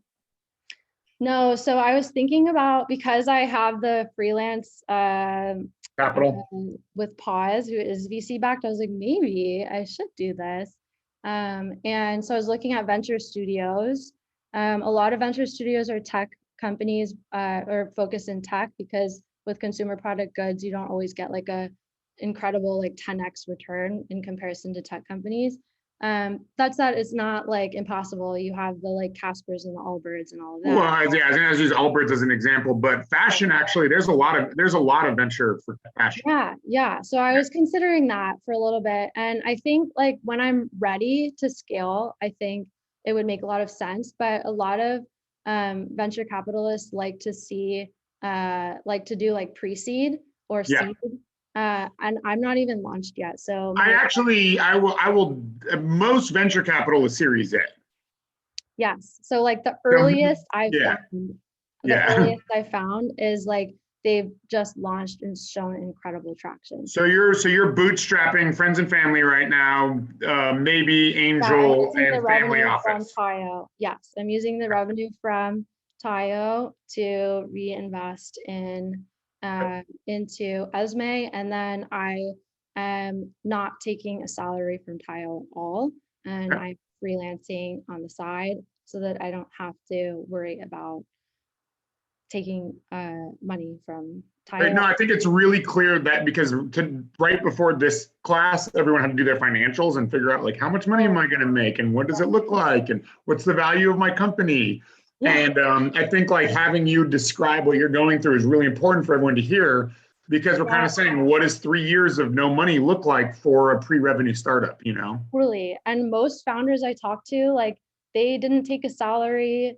They didn't take a salary for like a year or two, or like they freelance on the side. My boyfriend actually just hit 5 million last year in revenue for his startup, which is 5 years old now. And his first year, he consulted on the side, like fully consulted for like a year, almost 2 years of his company. So like you either need to have savings or something to be able to support you. I think like some founders it's like, I don't know, some founders feel like if they really have a fire under their butt, then they will make it happen. But like you need to be in a position where you don't lose your entire like you need to be financially okay. Session 1, we had our two speakers that were in a similar position. Hey, Katherine actually knows Selena and Nico because she was in the previous before the Ignition Lab with them. Oh, that's awesome. Okay, So we had Selena and Nico when they launched a company, sold it, and then they launched a second e-com company, and they're growing it right now. They have about 18,000 users. So they were in talking about They that. were great. And they also said that they had side hustles. They did like a lot of freelance work. And so when someone said, do I have to choose either one or the other? They said most people don't choose one or the other. They do both. I certainly had that experience even when I just went to grad school. I had to work full time and go to grad school and do my clinical externship. And when you're doing something you love, you have the energy to do these things. And it's very, inspiring. Yeah, totally. I feel like I'm blessed because I now have this like network of female entrepreneurs that are like killing it. And one of them who I'm really close with is the founder of Ulabelle, which is a baby Tupperware company. And she's doing like 25K in revenue, and she's working a freelance thing. She's like a few years in, she's working a freelance thing so that she can scale her company. Yeah, and she's there you go. 25K in revenue a month, and she wants to use all of that to scale up her company. And it's working. Like she's doing great now. Like her sales are amazing because she was able to like stock up on inventory, and cash flow when you have a consumer product company is always a thing. So anyway, I will continue. So yeah, I think Brooke, if anyone has any questions about your journey so far, why don't we answer those before we go into your presentation about pitching? Totally, Brooke. Oh, hi. Okay. Sorry, I was having issues with the tech stuff. So I think you're awesome. This is so cool to hear your whole journey. This is like, it's just like really nice to hear. Like, I've also been looking at like the stats on like how female entrepreneurs like don't really get a lot of funding. And so it's a little scary because I'm working with Lina Mitchell, and we both identify as female, and it's definitely something we're hesitant about. I mean, want to also go bootstrap. So we're an app, right? We connect artists with our galleries. That's like generally what we do. I could go into my whole thing, but like it's not really relevant to what I'm asking. But so you talked about marketing, and marketing is something we're really kind of concerned about. Whereas we are, I guess it's tough because I don't know if we're B2B or B2C, because we're artists in galleries and we're artists in galleries. Those are both technically businesses, but those are people, right? Those are kind of just like, you've been art school, you understand how like the artist sort of mentality works. So it's kind of hard to market it. And so I just didn't know like if you had any advice on that front. Yeah, I mean, I would say the most advice I could give is more for someone has like a consumer product good company, but I can think of a few things that I have read that would work. I think press goes a long way. I think Instagram ads targeting artists is amazing. Although like asterisk mark on the Instagram right now because it's getting more and more expensive to be advertising on there. So, take it with a grain of salt. But yeah, and I also think like speaking engagements with artists, hosting events, doing things in the beginning that's not scalable is something that you can get away with. And those will be like your most devoted customers too. So like those people will be coming back because they are super fans, so like focus on getting your first few customers in any way that you can, and then start to leverage that. And also like if they know people, like word of mouth is probably the strongest form of marketing out there still to this day. And so like if you have artists, I don't know a lot about what you're working on, but like your elevator pitch, I feel like I kind of understand it. It sounds like if other artists are really happy being on there, they're going to tell their other artist friends. And then all of a sudden you have this incredible network of artists who are sharing this like amazing platform, especially if they're getting a lot of business from galleries. And then also like from the gallery side, it's all about who like if we're talking about retailers, which is like more from what I'm dealing with, I'm not dealing with galleries at all. But like I know with galleries, like if you know someone, like they will be like, oh yeah, like we'll totally join your thing, like it's not So if you're able to like, if you have any former bosses or mentors that you're able to talk to about, like maybe they know someone who can connect you and whatever, that's super powerful. I don't know if you're having trouble gaining user like artists or galleries, but like from both sides, obviously you need both in order for your thing to work. Yeah, exactly. Like if it sounds weird to say, but I think if we got a surplus of either, it would be fine. You know, if we got like a surplus of artists or a surplus of galleries, but you know what I mean? Because it kind of goes back and forth. Because if galleries see that there's like thousands of artists on this app that are looking, you know what I mean? That's like an untapped resource in their head, even though it's not, and that's what we're built for. But and it kind of goes one or the other, but it's definitely been tough because our MVP is an app because we're an app, right? So it's like we don't have an MVP because we still need to build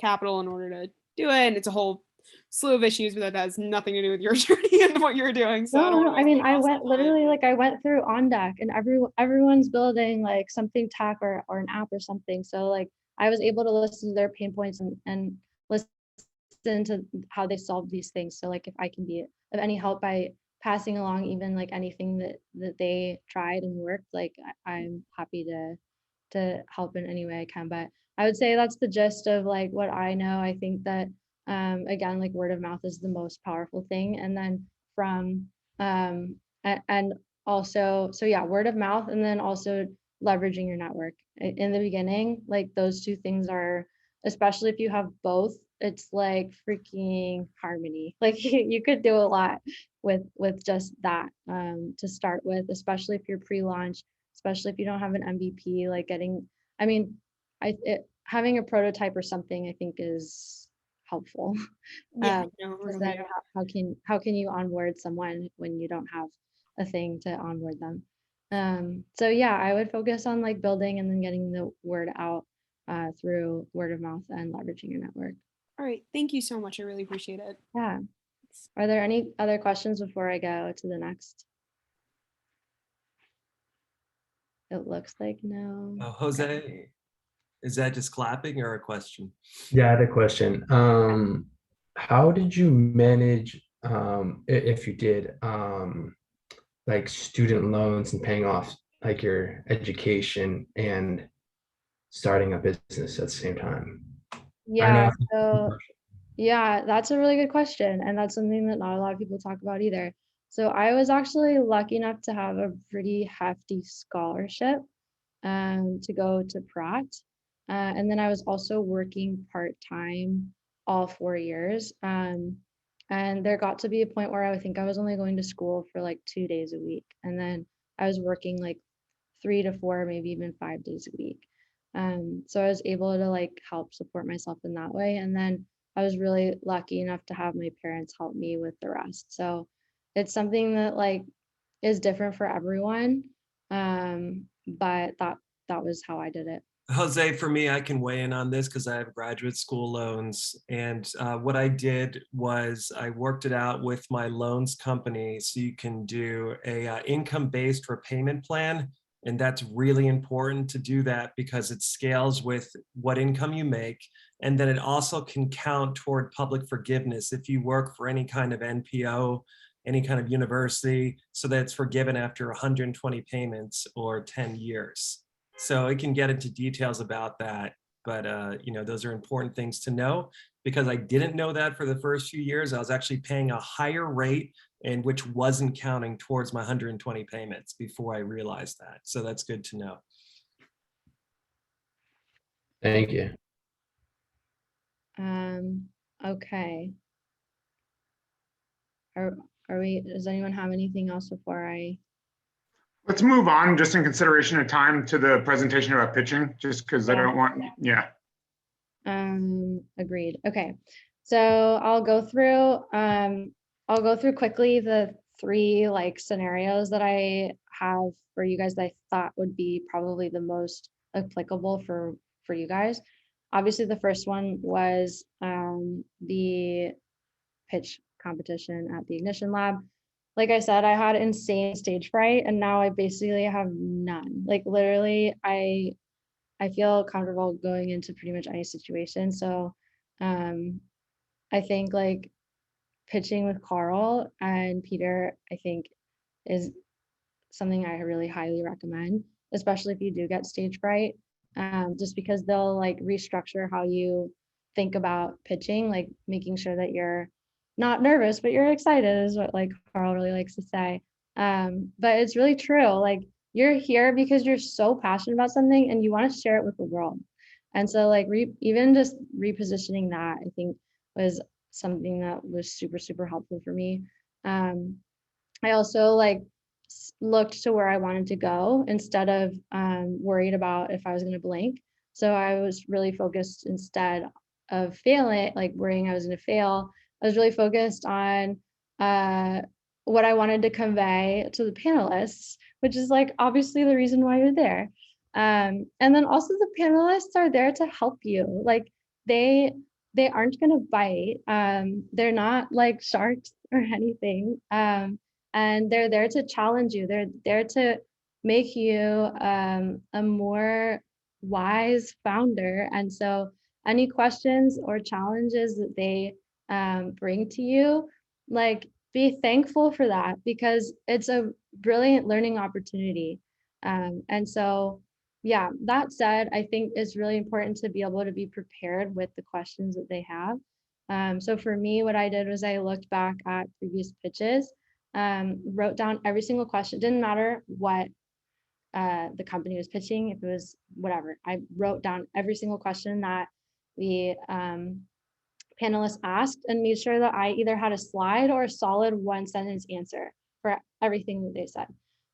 Some of the questions I remember them asking if they had a prototype. I didn't really have the prototype of my first garment. I had a pant that I was going to launch and then decided not to because it wasn't sturdy enough. It like would rip more easily because the fabric wasn't very sturdy.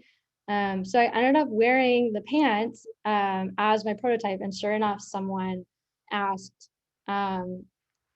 this is amazing, but like, can we see an actual product? And then I was like, look, these are my pants. And they're like, okay, great. And then they asked like a lot of things about credibility too, I remember. And I had that influencer marketing background. And so being able to kind of like answer that with just previous experience was also really helpful. So Katherine, what would you advise someone to do who doesn't have your unique influencer background for credibility to help with that, or what kind of thing? I think you guys, a lot of you guys have to intern, right, for credit.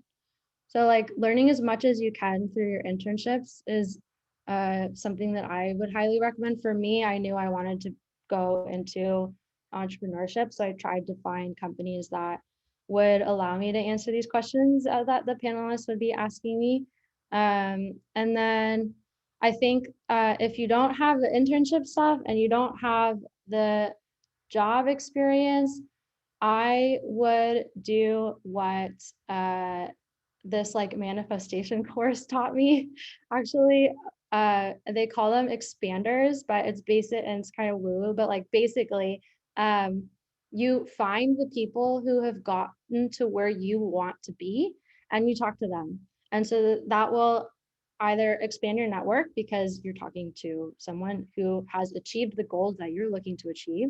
And so like if you're wanting to learn more about Google Ads or influencer marketing or whatever, like talk to someone who is really good at that. And I would also say that like no one owes you anything. So like come at it with so much gratitude that they're giving you the time out of their day when they have a lot of things going on.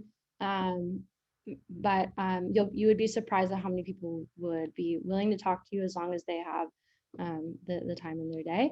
So yeah, I would say if you don't have those two things, talk to an expander.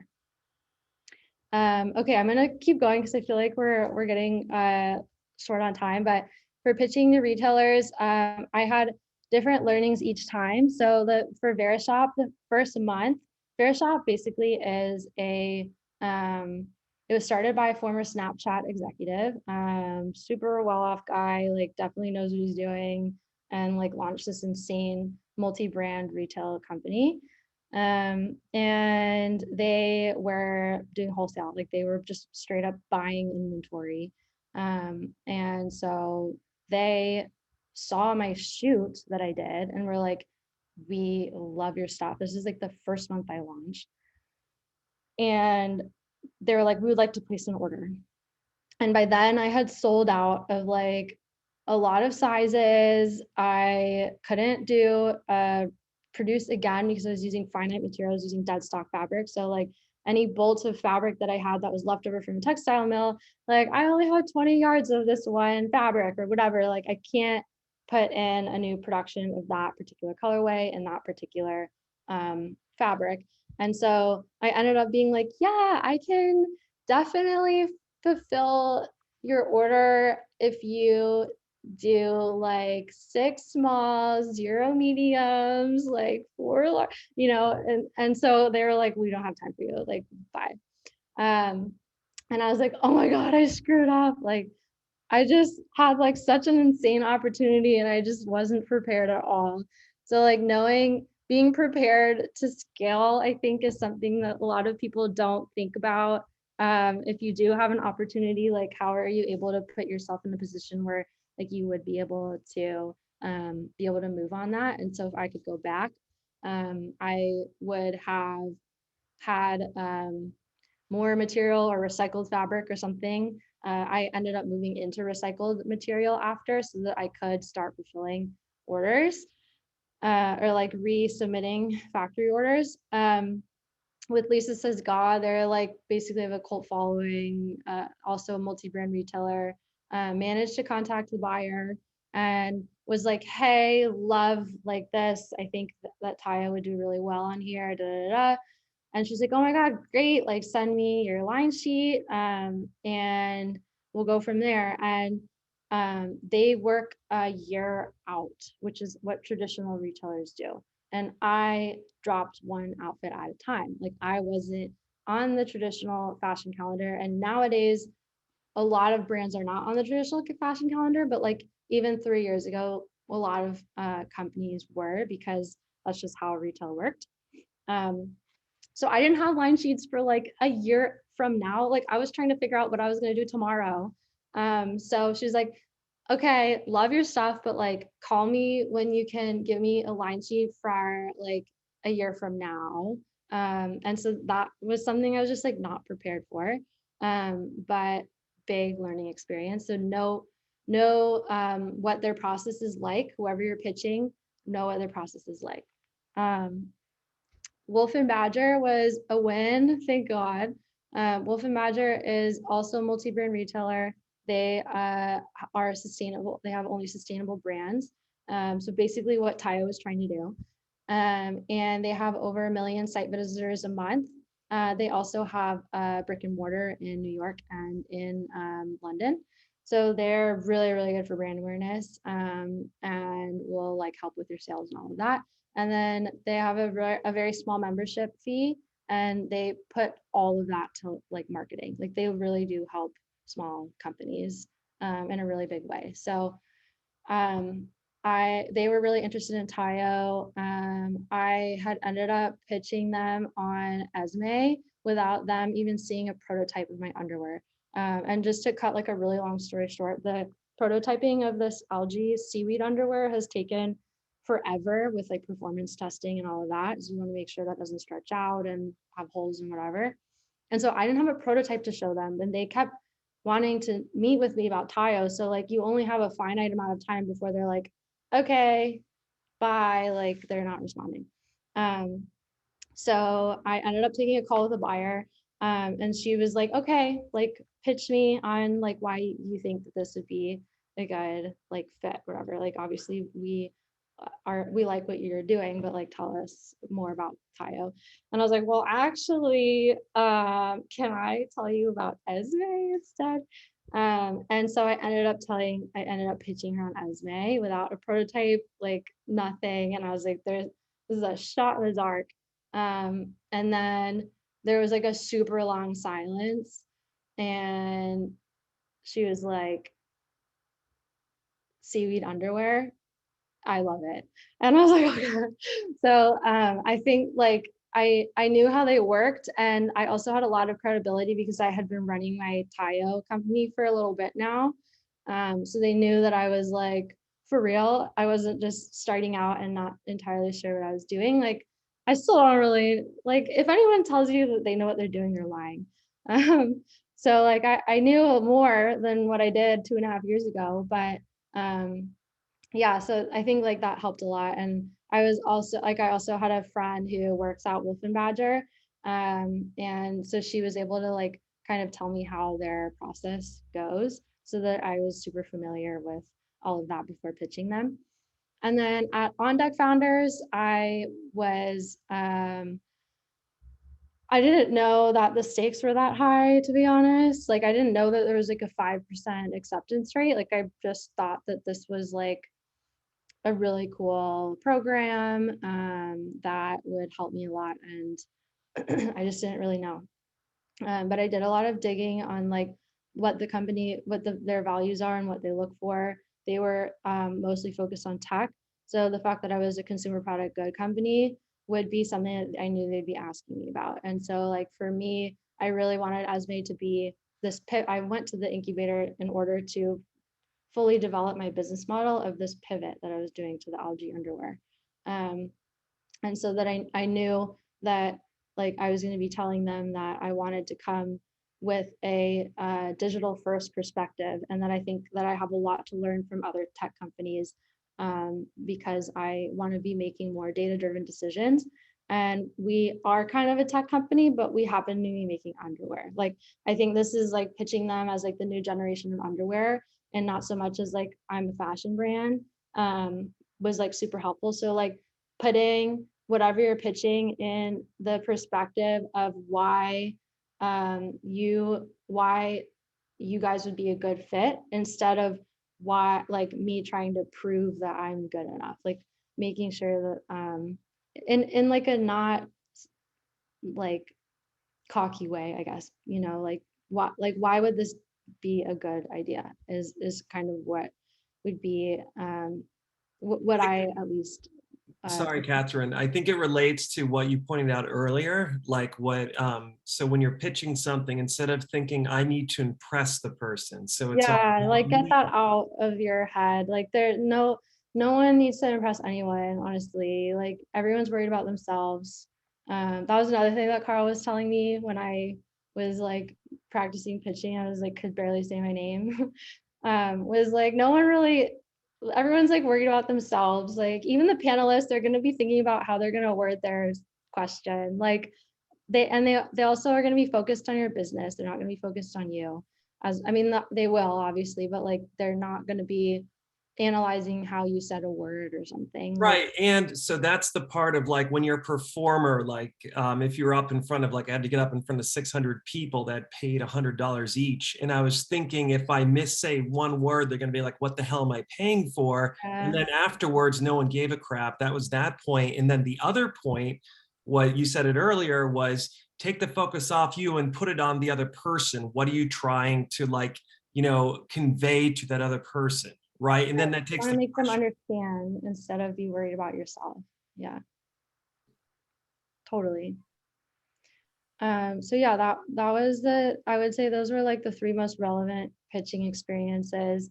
Oh, go ahead. I have a question about this pitching for tailors. So basically I'm doing this another project with Peter for another class of crowdfunding.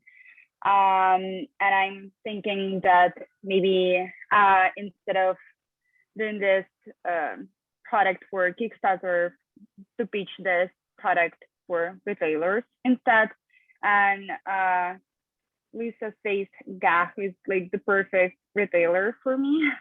And I was thinking about this also, like even before this lecture you gave. So this is perfect. Thank you.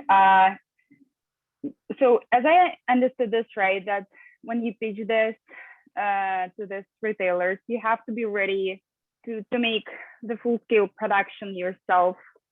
And yeah, it depends on their business model. So right now I think I'm in like 10 online marketplaces.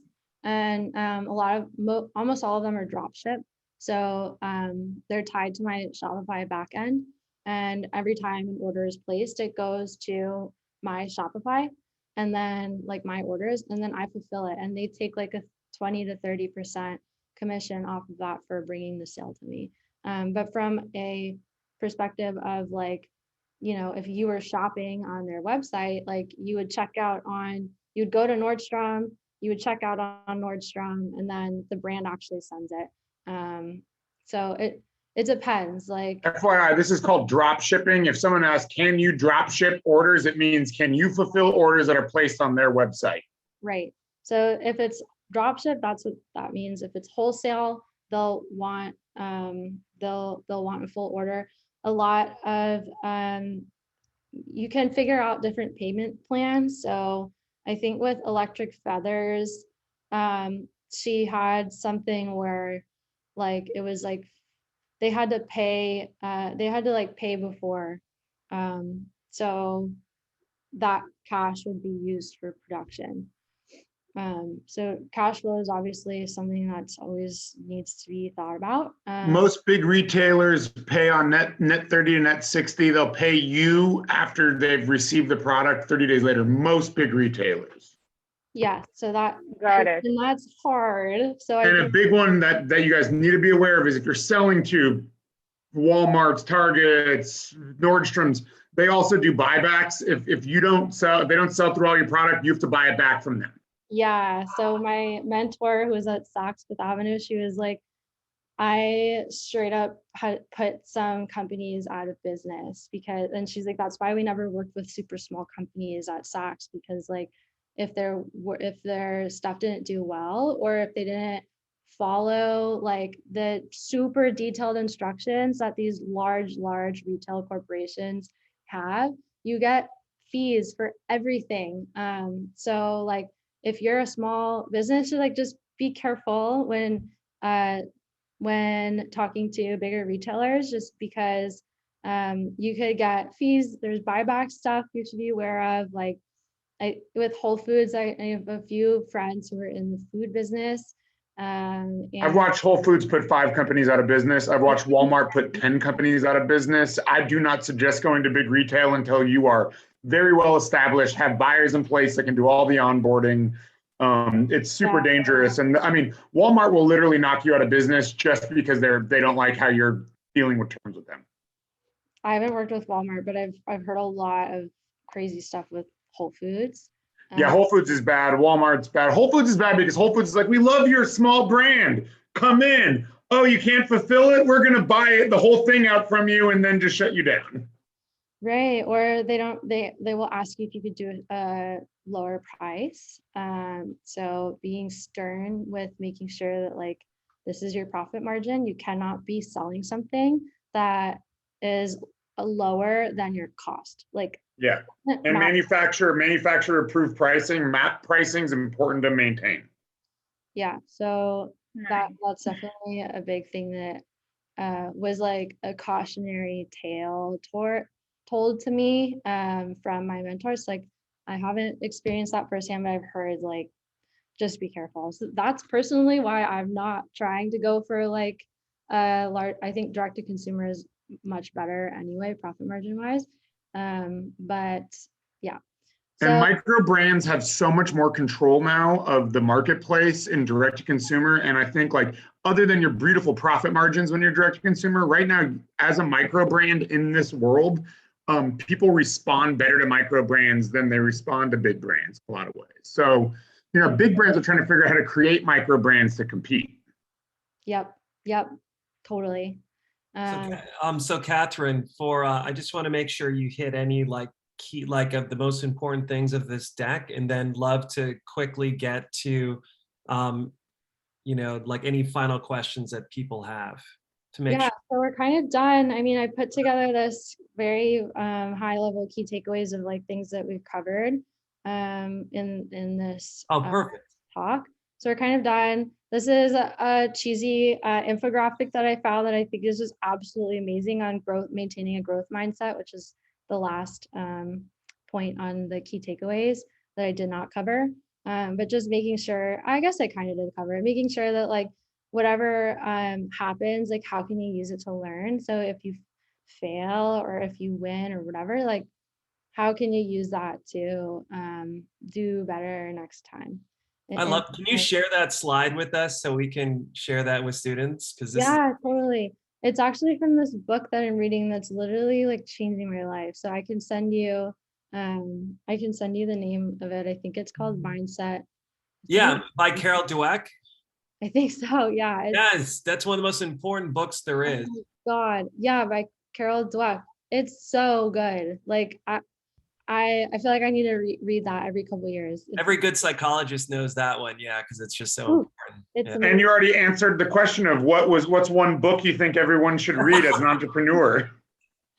Yeah, that one is amazing. And then also Measure What Matters helped me so much as a creative.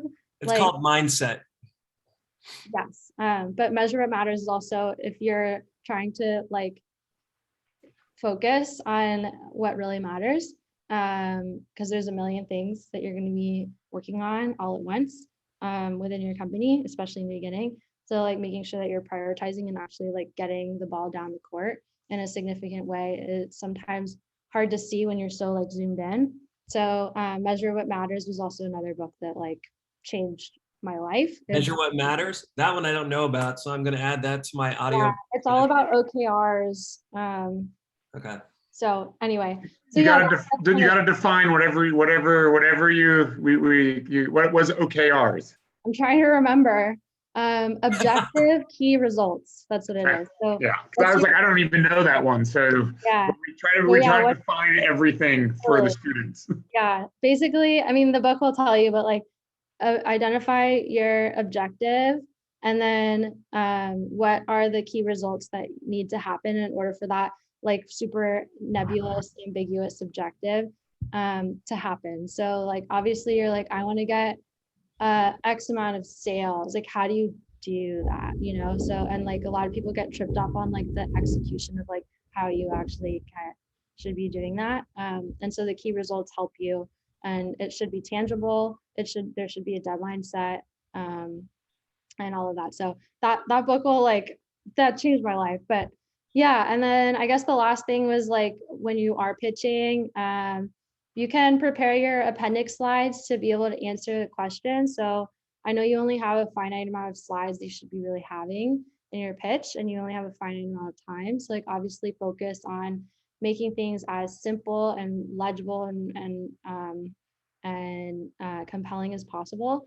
And then when you go through your Q&A, your appendix slides are really awesome because you can flip to them to help illustrate whatever you're answering for, whatever the panelists. Do you all know what she means by appendix slides? So basically slides that you don't present, but have information that is most likely relevant to the judges that they might ask about that, you know, so it's to back up data, to back up like your claims or why, you know, that you actually are making informed points rather than just you're making things up. So great point. Yeah, so basically it's like, here's pitch, slide 1, slide 2, slide 3, and then like the end, like thank you, put your contact information, like put your name, put your email on the last slide, and then after that, then you have your appendix, and you can kind of like load up your appendix. Okay. Yeah, I wanna go through like Q&As and everything. I know that we've been kind of. I think we have time for.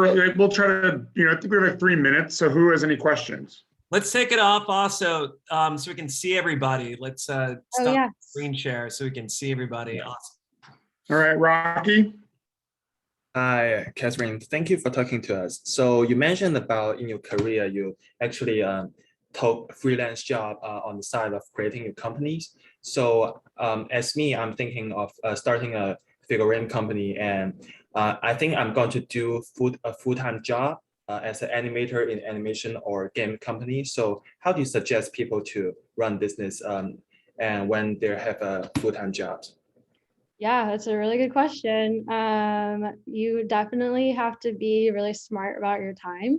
Nights and weekends are something that you're going to need to commit to. And then I would see if possible to get anything that will help you grow in the long run, for what you're working on too. So anything that will help you get to where you want to go. For me, I had no idea how to get press. And so my job right now with Pause skincare, they're insanely good with press. So like learning through your full-time job in order to get to where you want to go is, like, I would say, the number one thing, because then you're also kind of technically working for in your company too, and you're also learning on someone else's dime. Like, you're getting paid to learn. Like, yes, that is what we love to see. So yeah. Thank you. Any other questions? Yeah, I have a question. Jose? So how, I don't know if this is like possible for you, but are you able to write off part of your apartment as a tax write-off, since you have that business in like your house? And like, how soon were you able to like kind of get into that kind of thing? As soon as possible. But yeah, talk to your I'm not like a financial expert, so I have like a bookkeeper and an accountant, and so they help me with all of that. But yeah, there's a portion that I am totally able to write off, because I think like it depends on your different state too, I was learning.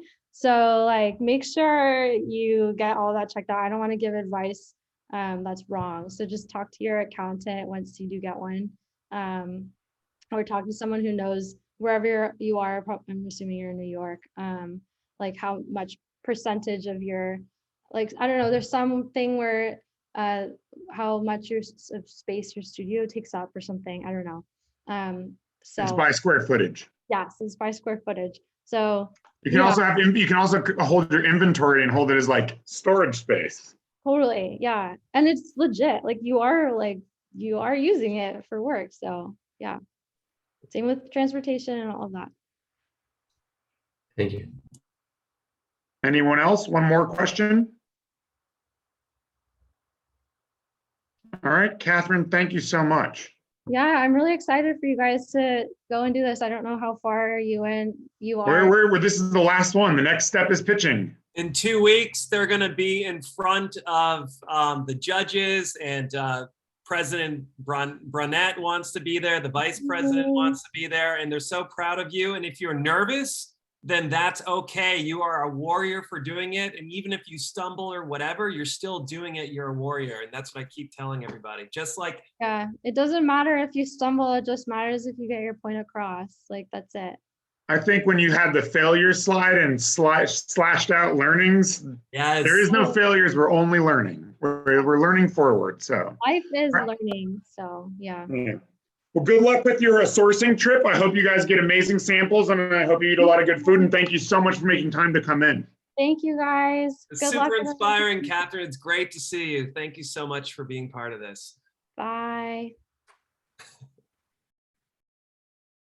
All right. So do you want to take a quick break? Because I've been drinking lots of water and coffee, and maybe let's come back 2:15. Because we have 3 people to go through, and we need to go through the pitch presentation formatting, which is going to take a half an hour at least. So 3 minutes, 2:15. See you all sharp.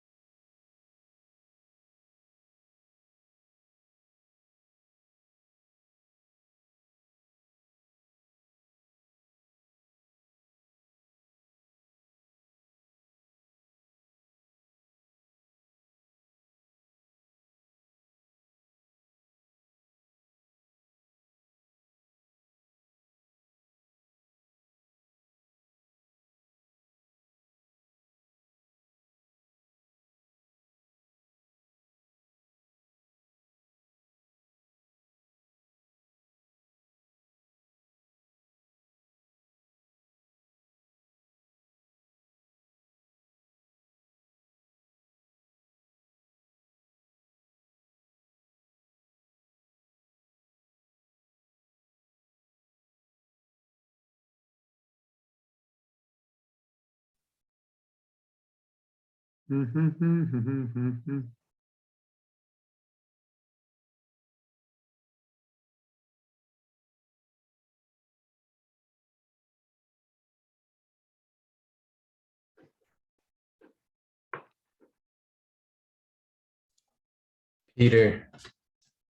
Yes. I think I realized like last week that I follow you on Instagram. Oh, cool, man. Yeah, you're really into cars. Yeah, I race cars as a hobby. So I grew up around race cars and I've been racing since I was 15 years old. That's so cool. I always wanted Yeah. to race cars. Yeah, it's fun. It makes you have to work harder because it's an expensive hobby. Yeah, right. I I studied. actually have I don't want to admit it, but I'm actually watching Formula One qualifying on a separate screen as we're sitting here. But I don't want to miss it because it's kind of wild what's going on.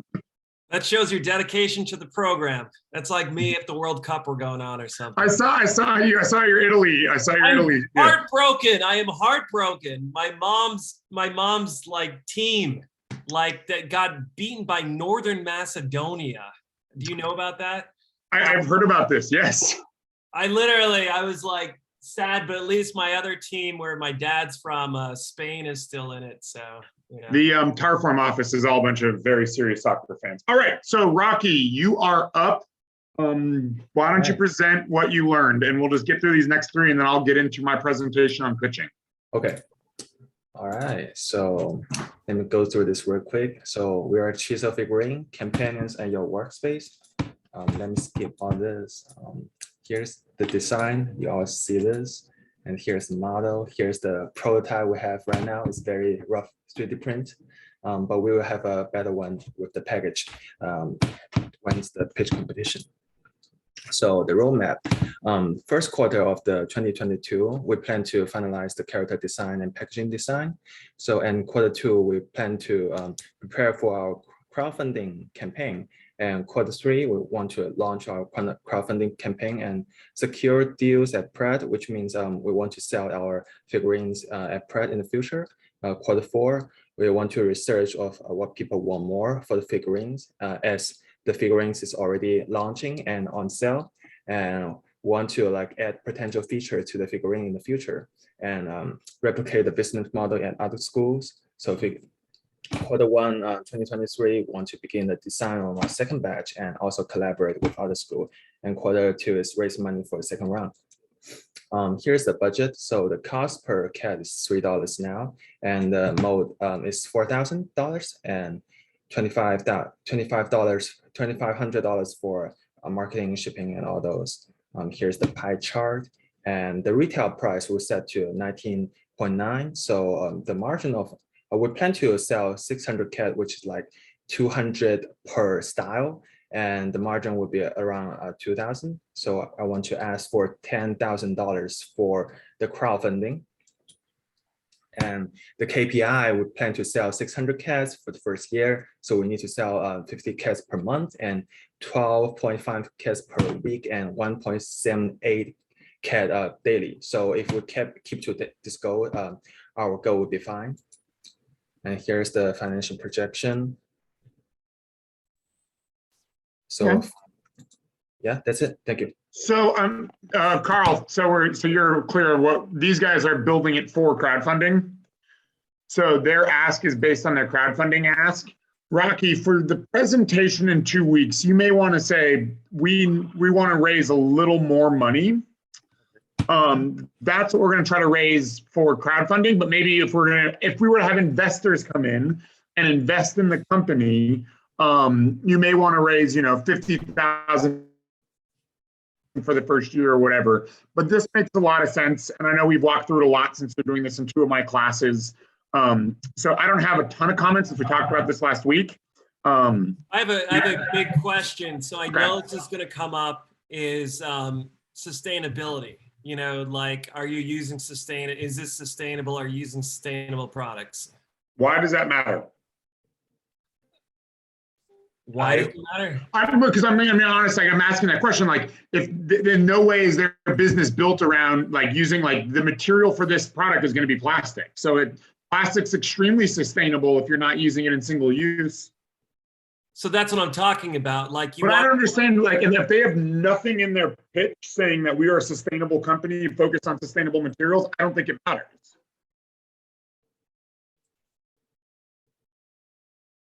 You know what I'm saying? So like, think about like anyone that like Cause. Cause makes all these vinyl toys. Does anyone ask Cause, are these sustainable? No, they were like, it's a cool Cause toy, I want to buy it. okay. I see you looking at me like, you're like, but sustainability matters, production matters, material. The problem is that PVC materials are generally not sustainable in the sense of the product, but to make this out of a sustainable material, it may not be a real product that people would want to buy. So my question is not like, my question is more like, is that a consideration at all? And if so, like, it's just more wondering about that. And I think it does matter in the long run. I think you might be able to get the question, and if a judge asks you, you want to actually have an answer, right? So it's not a matter of like, does every company have to be sustainable? That's not my point. My point is, how do you answer that question? And that's a very valid question. Yeah, Wait, Peter, can you just answer? Can you just answer the question? I'm considering of this to be sustainable in the future. At first, I don't know how to do it, but I did think of this as like how to not ruin the environment. I would do more research as like the process come along. Yes.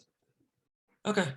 Great. Yeah, I've dealt with toy companies for a very long time. It's one of those things that's like, it's a tough question because, when you're making a vinyl toy, a rotational molded vinyl toy, you can use a material, but it's still going to be a plastic. And people generally look at plastics as not being sustainable, but if you're making a plastic figurine, it's a plastic figurine. Okay, so my point was, I want to know, like, has there been a consideration of that, and he might very well get that, especially since one of our judges works in sustainable products. That's the whole focus. So I want to be able to ask questions that he could get, you got it? Okay. Yep. All right, very good. Thank you. Thank you. Who's next, Paxton? So I dropped off, so I don't have the chat, but I sent the CyberConnect. order. Okay. CyberConnect. And then I believe Studio Tour is last. Yep. Okay.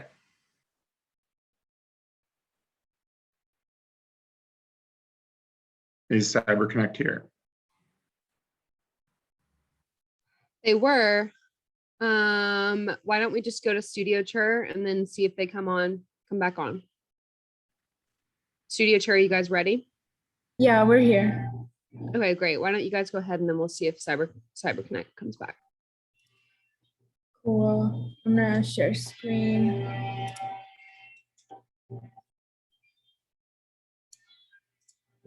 Sorry for the noise if you hear. We're in the shops in the architecture building.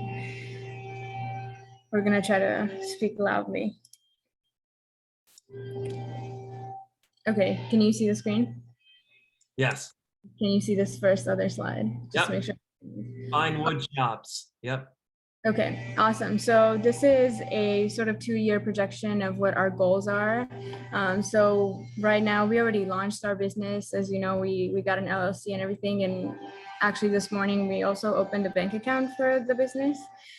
So right now we're in the process of promoting our pieces more and more. So we have a curator now that helps us sell our pieces and promote them to potential customers. And so we're looking to find more galleries and shows to exhibit at, and people to help us promote and sell our pieces. But also as we graduate from Pratt, we're looking to find wood shops or studios that would allow us to build in their spaces because we won't have a studio anymore. Then by the next year, we would like to also expand to international orders and larger deliveries, and then potentially in 2 years have our own studio and start investing in machineries. And I guess here's one thing that we kind of wanted to ask you guys, it's like how we can present this, because so far the way we've been using our money or I guess economic capital. Yes, we've been investing in our own money, small bits to buy materials, and we've been building pieces, selling them, and then using the money we get to keep going. But then the way we can present this is ask for money to get a studio of our own and start investing in machinery, because that would be the part that actually costs the most money in our process. And so we can actually go ahead and flip this kind of and ask for the investors' money to rent our own space and start buying large machines that cost more money.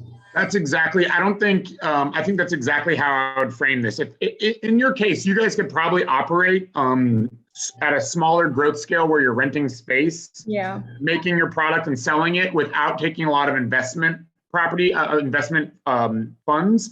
Maybe a bank loan or a grant would be really where I would go. I don't think having an investor, I don't think any real investor would go invest in a business like this unless you guys have crazy growth plans. But I do think you could get a bank loan, and I also think you could get a grant. And if you think Bronson, I can't remember his last name, but he's a Pratt graduate. He has a shop in the Navy Yard.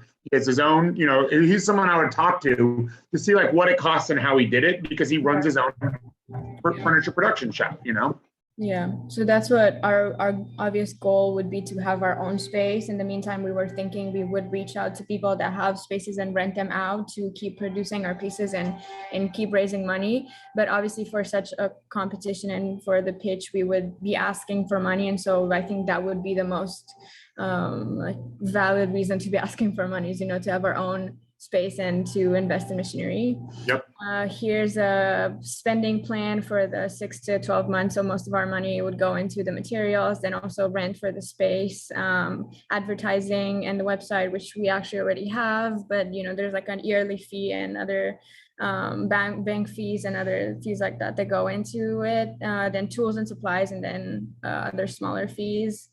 And then here's a sort of projection that we made. We thought about starting costs, fixed costs, variable costs, and then monthly revenues. So our pieces range anywhere between $200 to $1,000. So an optimistic projection would be selling 8 to 10 pieces and making at most $10,000 a month, to a more, realistic or conservative projection, making around 4,000 or 5,000.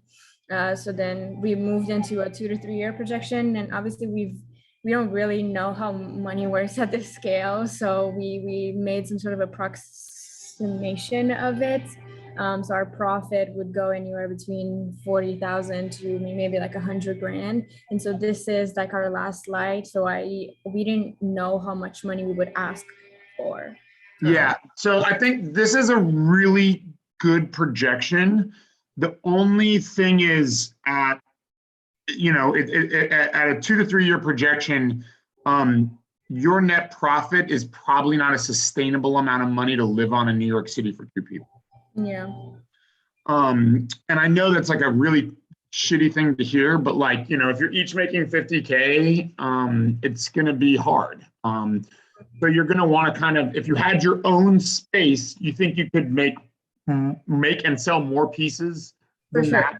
Yeah. So that becomes a question, because if I'm a bank and I want to loan you, $100K or $50K or whatever you need to rent a space and build it out, I'm going to want to know you can pay back that loan within the year, most likely. And I'm going to want to see that not only that you're a sustainable business, because, I want you to be my customer as a bank or as an investor. I would suggest reaching out to some people that have done this, because I know there's a lot of these shops in New York, and I have connections. I can connect you with some former students that are doing this, because I think you can make a little more than that. And I think you'd want to make a little more than that if you really wanted to live a comfortable lifestyle.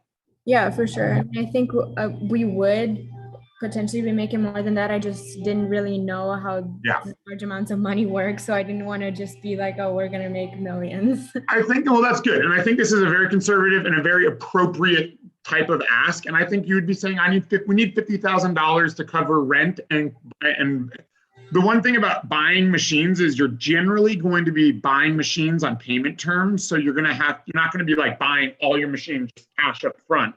You're going to have, since you have a bank account and you're a business, you're going to be buying the machines and you're going to have to pay down a little bit on each one every month. Like, not a lease, but like payment terms for the machines. And those are actually value against your company because they're depreciable assets that you own. So like my friend owns a Stein making business in Colorado. They do about $1.5 million a year in top line revenue. But they have a giant paint booth and giant CNC machine. And when he bought a CNC machine, he didn't go pay $200,000 for it. He found a financer to help finance the machine, and he pays them monthly, with a little bit of interest. So there's ways to sort of like skin this cat a little differently. But I definitely think, what do you think? Oh, I'm sorry for interrupting. What do you think their ask should be? I think $50,000 is for 6 months to get up and running and pay back. $50,000 from a bank loan. If you're going to ask your friends and family, if you really want, your guys is sort of a weird business to invest in because you get like a labor of love. I'm investing in you two and like your skills, and you don't really have a lot of growth metrics in here other than building a sustainable small manufacturing business, which is amazing. If you were going to go raise investment capital, I would want you to say, we're using our shop to build prototypes. We're taking those prototypes to mass manufacturing, and we're making 50 or 100 or 200 or 1,000 a month of them and selling them the way, DWR or Knoll works. You guys are making one-offs, and you're a small design studio. So I would look at this more as saying, we need $50,000 to build a shop and get some machines and start building the stuff we want to build. Mm-hmm. Yeah. Okay. Yeah. Does that make sense? Yeah, that definitely sounds valid. Yeah. And shoot me an email. I want to introduce you to Bronson, who runs a very successful furniture shop out of the Navy Yard. And also Sean Woj Design, if you haven't seen it, WOOJ. He's a former student. And he's built a very successful micro brand, 3D printing lights and stuff. Yeah.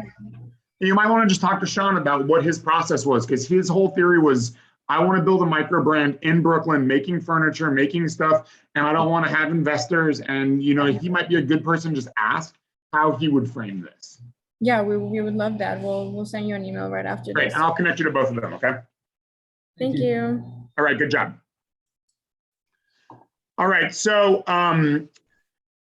I think that Katherine gave a very good detail of like what pitching means. And I kind of wanted to do a presentation on just like what needs to be in your pitch. And Carl, please jump in as I'm going through this. If you say, real quickly, Peter, we have to do this. It'll take 1 minute. We just want to see who can actually be there in person, because obviously that's a priority. If you can be there in person, great. That is, and if there's anything we can, like it's so far we have 4 people out of you. Does that mean the rest of you that are not raising your hand, are you planning on not being in person, or are you not? So also, I just put in the chat what I've heard back from. So teams like Lena, I haven't heard from you. If she's still on, Mary, Rock Solid, MATLAB, Valerie, and CyberConnect. I haven't heard from any of you guys regarding that. Everyone else, like unless something's changed from the Google form, which I just put on what I have you down as, then we need to hear from that. But other than that, those last like little groups I haven't heard anything from. It's a huge opportunity to actually get the experience of being in person, so you can physically be there, and then afterwards you can like talk to the judges. It'd be great. So we're really pushing for that, and we will do our best for those of you that it's absolutely impossible for. All right, thank you, Peter. Yeah. So I sent you guys the final homework, which is the big pitch, creating your pitch. And there's 2 elements to every pitch. There is a visual pitch deck that sort of highlights what you're talking about in your verbal pitch. I generally want you guys to focus more on having a verbal pitch that is different than your visual pitch. They should go together, but you should not be reading off your slides. It just is, and Carl can talk about this too. I'm sure there's like psychological reasons and presentation reasons that reading off slides just doesn't make a lot of sense when you're pitching, right? Absolutely. So what you want is you want to have super simple, the most key points to that you're making, the things that really resonate, and then you expand on what you say, so you don't parrot what you're already saying up there, that's like death and boring, but you put up like an engaging image, the main point, whatever, and then you extrapolate, then you explain it. And, you know, does that make sense? Yep. So this is a presentation that actually Taurus and I put together a long time ago. Everyone can see it? Yes, thumbs up. Yeah, beautiful sailboat. Yeah. So when we're, and I'm going to kind of go quickly through it, but like, let's talk about what pitching is. Pitching is storytelling, and you have to be like super clear about that. Like, if you give me all the information on your slides, I may just zone out. Like, tell me a story, engage me, make me interested in what you're doing. So you need to tell the story of this project. And this is like, this comes down to like campfire storytelling 101. If I'm not engaged in what you're doing, you're gonna lose me very quickly. So you need to be able to craft a very clear story that I'm engaged with. So generally, most pitch decks are between 12 to 15 slides. I've seen them as short as 8. But I generally don't think going more than 15 is necessary because the goal is to just sort of convey this really simple, inspiring story of your business to me as an investor or a partner or someone else. So pitch decks are great. Everyone's like, I got a deck. But the goal of a pitch deck is to get a meeting. So like and I talk about this a lot with students, like also your portfolio. This is the exact same thing. You want to give them something that makes them want to say, I got to call Rocky and learn more about these cats. I got to call Laura and learn more about this furniture business. So you want to get them inspired to want to know more about what you're doing. So a very standard thing to think about is, investors see tons of decks and they don't spend a long time on them. So if you give me, just text on, I'm not going to read all of it. I'm looking for key points of information, and I'm not telling you to sell me, but sell me, right, Carl? Yes, and I was going to say for this, everyone, it's 4 minutes. You have 4 minutes, so that's just like 16 seconds more than what this average is. So it perfectly aligns. 4 minutes you will have. So a lot of things, and you'll see this, the longer you're in startup world, you'll see this. I get decks all the time that I have no idea what they're selling me. They tell me some sort of grand statement. They show me a bunch of numbers and I'm like, what is this for? What do you want from me? Do you want me to invest? Do you want me to come work with you? Is it a cat food brand or is it a new, product for making spoons? So being very clear and upfront with what you're doing is extremely important to set the stage for what you're talking about.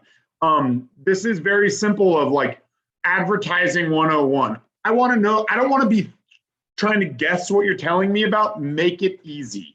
The easier you make it for me, the more I'm going to buy into what you're selling me. And an easy way to do that is to start with the emotional engagement of what is the problem that you're solving. So illustrating that. And then this is the solution. Welcome to. And that right there gives you the preface for what you're actually doing. What problem is it solving? And then you can get into how is it solving it? How are you demonstrating that it's solving it? So a very clear description of what the project is. Being extremely confident and knowledgeable about what you're talking about, but also being inspiring. So like, this is where you channel that interactor that Carl's going to talk to you about like, if you're up there and you're like, this is this, I know what I'm talking about, but I'm kind of boring when I talk about it. I'm going to be like, cool. Obviously, it's a great product, but do you even care about what you're doing? So I think that like the level of energy and inspiring, be excited. Like if you're excited, you'll get me excited. If you're not excited, I'll be like, why do I care about Rocky's cats? And this is a big one that we always like, Taurus and I have always talked about this, is that like, a lot of people feel like, well, either they're having the fear that they're scared to pitch, or that they have imposter syndrome. But like, this is your chance. This is your chance to get someone who's never seen what you're doing excited about what you're doing.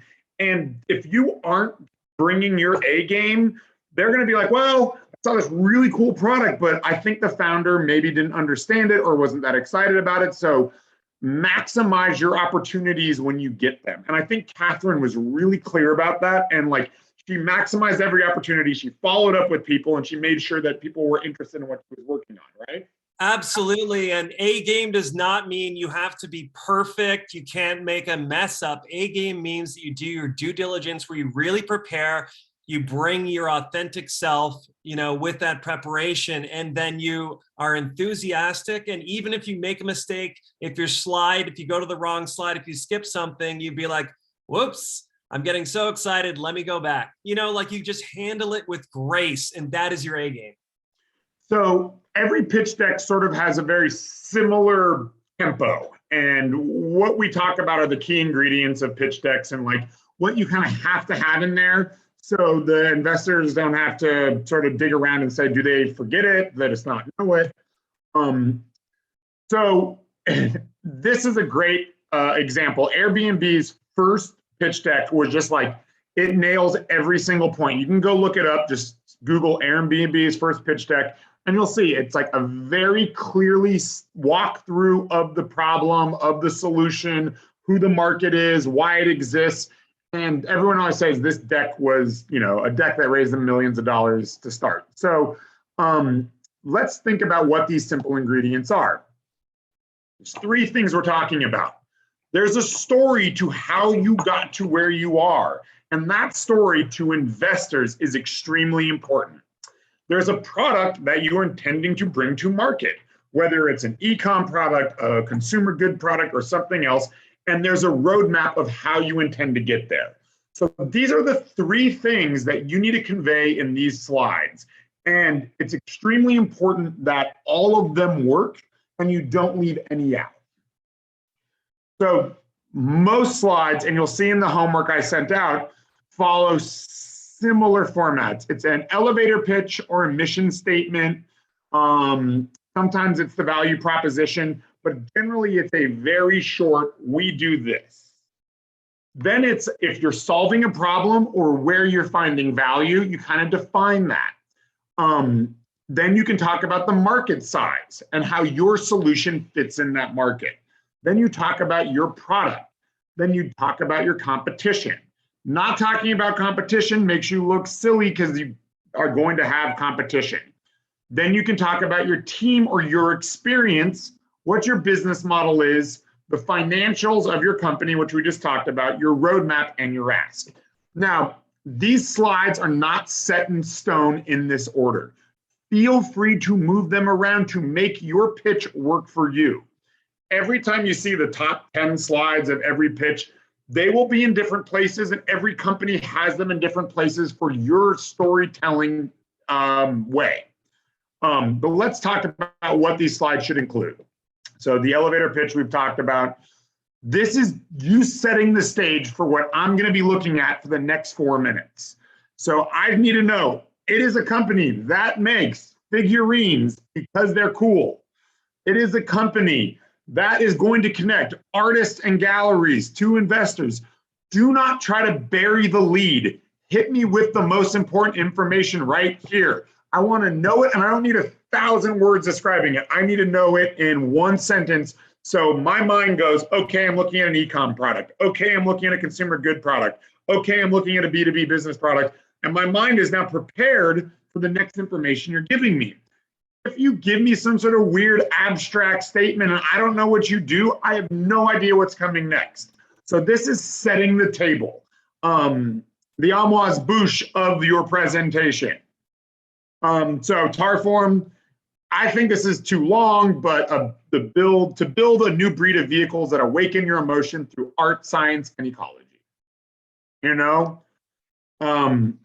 And then the next thing is, and this is the slide where people kind of want to move things around a little bit. Because some people say, maybe I'm not solving a problem, maybe I'm just creating value. But these are some clear ideas. If you're saying, okay, maybe I don't have a problem, maybe I have value, maybe. So think about, these things, is there an unmet need that you identified? So, artists and galleries traditionally are found through different ways, and we've figured out a way to do it this way. Or I was doing this and it was really a big problem, so I did this, you know? Or you can be like, you know, we just want to sell cool stuff. Sometimes, you know, that may be enough. Generally, you may want to dig a little deeper. So this was an app for health and wellness, and it was like, you know, like talking about like everyone is focused on doing, maybe they need to focus on be, you know. Powerform, we're talking about that we're destroying the earth and we need to be better about how we do it. So our carbon emissions, you know, are rising, and Powerform is going to be making an electric vehicle that doesn't, you know, contribute to that damaged part. Another version of Powerforms as well. And, you know, like this one is, once again, like, I think there's too much text on these. And I think even Taurus would say there's too much text on these. Like, keep it super basic. But, Peter, what I love is that picture. That picture, do you feel the emotion from that picture? The darkness, it's like the Lorax, you know, it's like, you know, doom. Yeah. It's like, and then you have the solution so that darkness does not exist. Yeah, find visuals that convey what you're talking about in your thing. So market, we've talked about this. You guys should know your market size. You should know what your opportunities is. You should know who your customer is. Saying that my customer, next one will say, our customer is everyone. Now that's great. Maybe in the long run, your customer is everyone, but for your MVP, your customer is really a defined person. And I want to believe that you know who that is, and you're going to be marketing to them when you start. Now, maybe in the future, the customer is everyone. But like when the iPhone first came out, people were like, cool. But there was some, you know, definite Apple first adopters that were like lining up for it while everyone else was like, that's interesting. You know, that phone has a lot of, you know, cool things about it, but it seems kind of expensive. Or is it really going to, you know, eventually smartphones are everywhere. But there were early adopters, and you're targeting early adopters in your first stages of your company. So knowing who they are is really important. Powerform, we have a very clear picture of who our adopters are. Experience seekers, savvy tech professionals, eco-conscious urbanites. We kind of know who they are, where they exist. So that's what we talk about. Casper doesn't sell mattresses.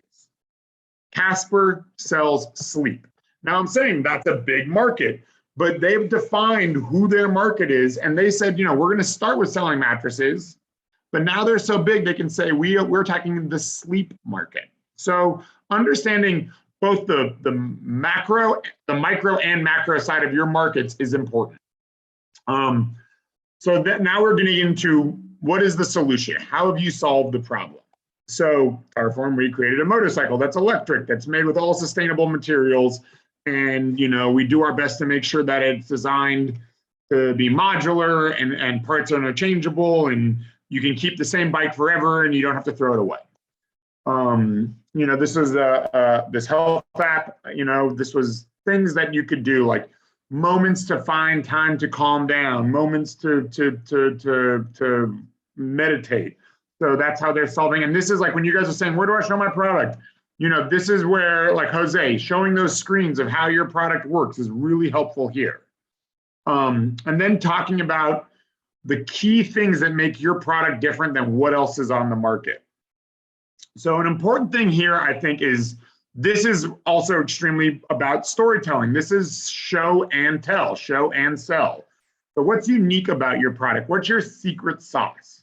What are key features or things that make your product special versus someone else's? And this is a really good point where you can show some beautiful visuals of how what you're doing works better than other people's. So we've already talked about the why you've created it, then the how, and then the what. So that's what Simon Sinek always said. People don't buy what you do, they buy why you do it. So you're selling me as an investor, you're selling me as a partner, you're selling me as someone who wants to come work with you. I am going to simply sit there and say, well, tell me why I should work with you. Tell me why my time and my energy are more valuable than money. If you want 2 years of my life or you want $500,000, but when I become an investor, I'm attached to you as a company. I am working with you. So I want to believe in you. And there's a theory that investors back the people, not always the product. So you're going to have to draw a comparison to like, why it matters and why you're the person to bring it there. So Tarform, our product is timeless design, elegant simplicity. Apple's always been good about talking about features versus benefits. So Apple talks about this, very simple statements. Dual camera that captures most of what you love. Fastest chip ever. They're not like, it's a blank, but a blank chip like Samsung does. Samsung has all these like technical speak, and you're like, okay, great. Like, I don't need, tell me that it does everything I want it to do and let me believe you. I don't need you to sell me every single little detail, because then you get too deep into the weeds, especially for short presentations. If I say, come to my office, bring all your financials, bring me a prototype, walk me through every detail, or I'm doing a deeper dive into you, yes, you need to be prepared to answer these questions. But in a general presentation, keep it top level, keep it inspiring, and don't be like, and then we're going to use blah, blah, blah, blah, blah. Give me something that just makes me be like, wow, they really thought that through. You guys have done your competitive landscapes. It's important that you say, these are who our competitors are. These are how they fit into the landscape. Here's who we are. We have some, maybe a risk is that we don't get adoption. Maybe a risk is that, people don't want what we're doing. So it's important you talk about that. We created some of these matrices where we showed our products and how they're different than what else is out there. Being clear about competitors is an important thing because investors most likely will know your market better than you in a lot of cases. So you guys can read this, but one of the things that is very common is investors going or founders going, I don't have any competitors, or there's no one else like us. There is someone like you. And I've always talked about, even if they may not be in the exact same area, there's something else in that space that could be considered a competitor. So consider that and really think it through. And if you don't think you have any, go show people your product and they'll say, what if it's like something like this? Because people will immediately want to draw comparisons and they will know your competitors very quickly. So try to figure out who that is so you're not like caught like being like, I'd never heard of them before. Your team set and your skill set is important because they want to know they're investing in a winning team, that you guys have the skills to get this where you're claiming it's going to be. Sometimes people finish with this slide. I kind of prefer it closer to the end than but it all depends on how you want to build it into your presentation. So this is going to be your bio, and it's going to be a slide that's like, I'm an expert and here's why I'm an expert. And here's why I'm the right person to bring this to market. If you ever watch the new Uber, show on Showtime, there's a great line in it when they're like, someone's going to crack the taxi code and disrupt this industry. Is this the guy to do it? And it wasn't like they were the only ones trying. The question for investors is always, are you the person? Your business model, what we're doing right now. How does your company make money? So many times people pitch me these grand ideas and then I'm like, cool, how do you guys make money? And they're like, oh, well, we're going to sell that thing. And I'm like, well, what thing? And for how much? And how much does it cost you? So just giving me a really clear understanding, which is what you guys did for homework, of how you make money will make my life a lot easier as an investor or a partner looking at your business. And we talked about these kind of graphs showing me a roadmap and time and how you're going to grow the business. I believe this was a lemonade company, and it was showing, distributors, sales locations, and revenue over a 4-year period.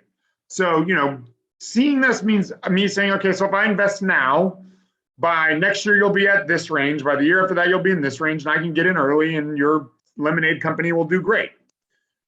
I'm not asking you guys to do all of this. This is a little more robust than what we need for this program. P&L is a profit and loss. A balance sheet is what you currently have and how you're using it. Cash flow is sort of the roadmap and budget we talked about.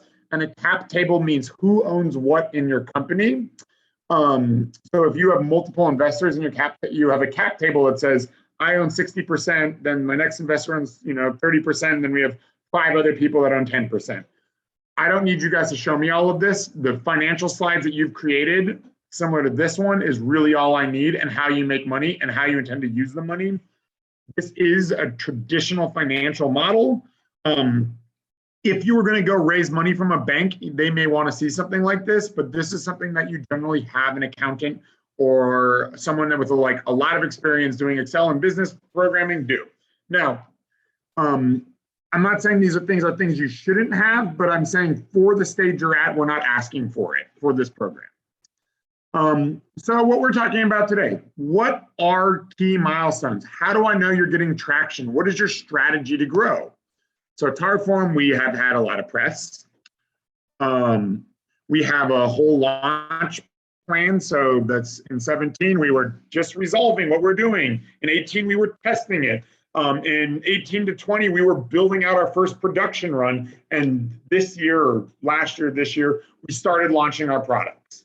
So showing me these steps, so as an investor, I can show up and say, hey, weren't you supposed to have bikes on the road? Where the hell are they? You have them on the road. So the ask, this is the one where I always say it's kind of funny because I have all these people that will build these beautiful decks, and at the end, I won't know what they want from me. I'm like, do you need investment? Do you need partners? Do you want me to come work for you? What do you want? So making sure you're very clear in your ask and what you're seeking, whether it's money, whether it's a loan, whether it's an investment for equity, whether it's a loan, whether it's just like, can you take, like if you're pitching to a bunch of artists or a bunch of galleries, you may have a deck that's like, this is a deck for the galleries. This is a deck for the artists. This is showing them what you want them to do. You're asking the artists to join so they can sell to the galleries. You're asking the galleries to join, the artists can sell to them. So being clear on what you need is very important because at the end, it's like, drum roll, what do you want? Tell me what it is. So the most important thing that when you pitch is that you want them to be inspired and motivated at the end of it. You want them to go and have a beer with their friend later and say, I heard about this amazing company making algae underwear. I heard about this awesome, like they should be pitching for you when you're done because you have inspired them so much to want to be involved with what you're doing. And this is a human to human thing. You're not pitching, we talk about investors as like faceless mass of rich people. But each investor has a different purpose for wanting to invest in companies, and knowing who they are and what they want is extremely important. So these are big don'ts. In your initial, these are what we call investment outreach decks. Don't give me a bazillion amounts of info. That appendix that we talked about, you can have an appendix. You can have a secondary deck that's way deeper that you walk them through when you get the meeting. Then saying you have no competitors, that is a big no-no. Find someone. Solving too many problems, the Swiss Army knife approach. Generally, when you're building your first MVP, focus on that lean problem. Get that one solved first, and then you can add things to it later. And then the big one is, if I get 1% of the market, my company will be worth $1 billion. Show me how you make that first 100,000 first. Show me how you make that first million. Don't tell me you're going to be a billionaire when you're a pre-revenue startup. It doesn't make a lot of sense because I want to believe in you, but I also want to believe that you can hit these first goals before you start pitching me the world. And the big question, do you need investors? If you don't, do not bring them in. The minute you have an investor, you're working for them. So if you can bootstrap and not give up a lot of your company, you heard me ask Katherine, are you in a raise? No, I'm not. I have funding because I'm funding myself. Maybe you don't want investors. Maybe your pitch deck is because you want partners or something else. Sorry, someone's buzzing. And then the other important thing to remember is most investors, serious investors, are very, very, very, very busy people. They go through tons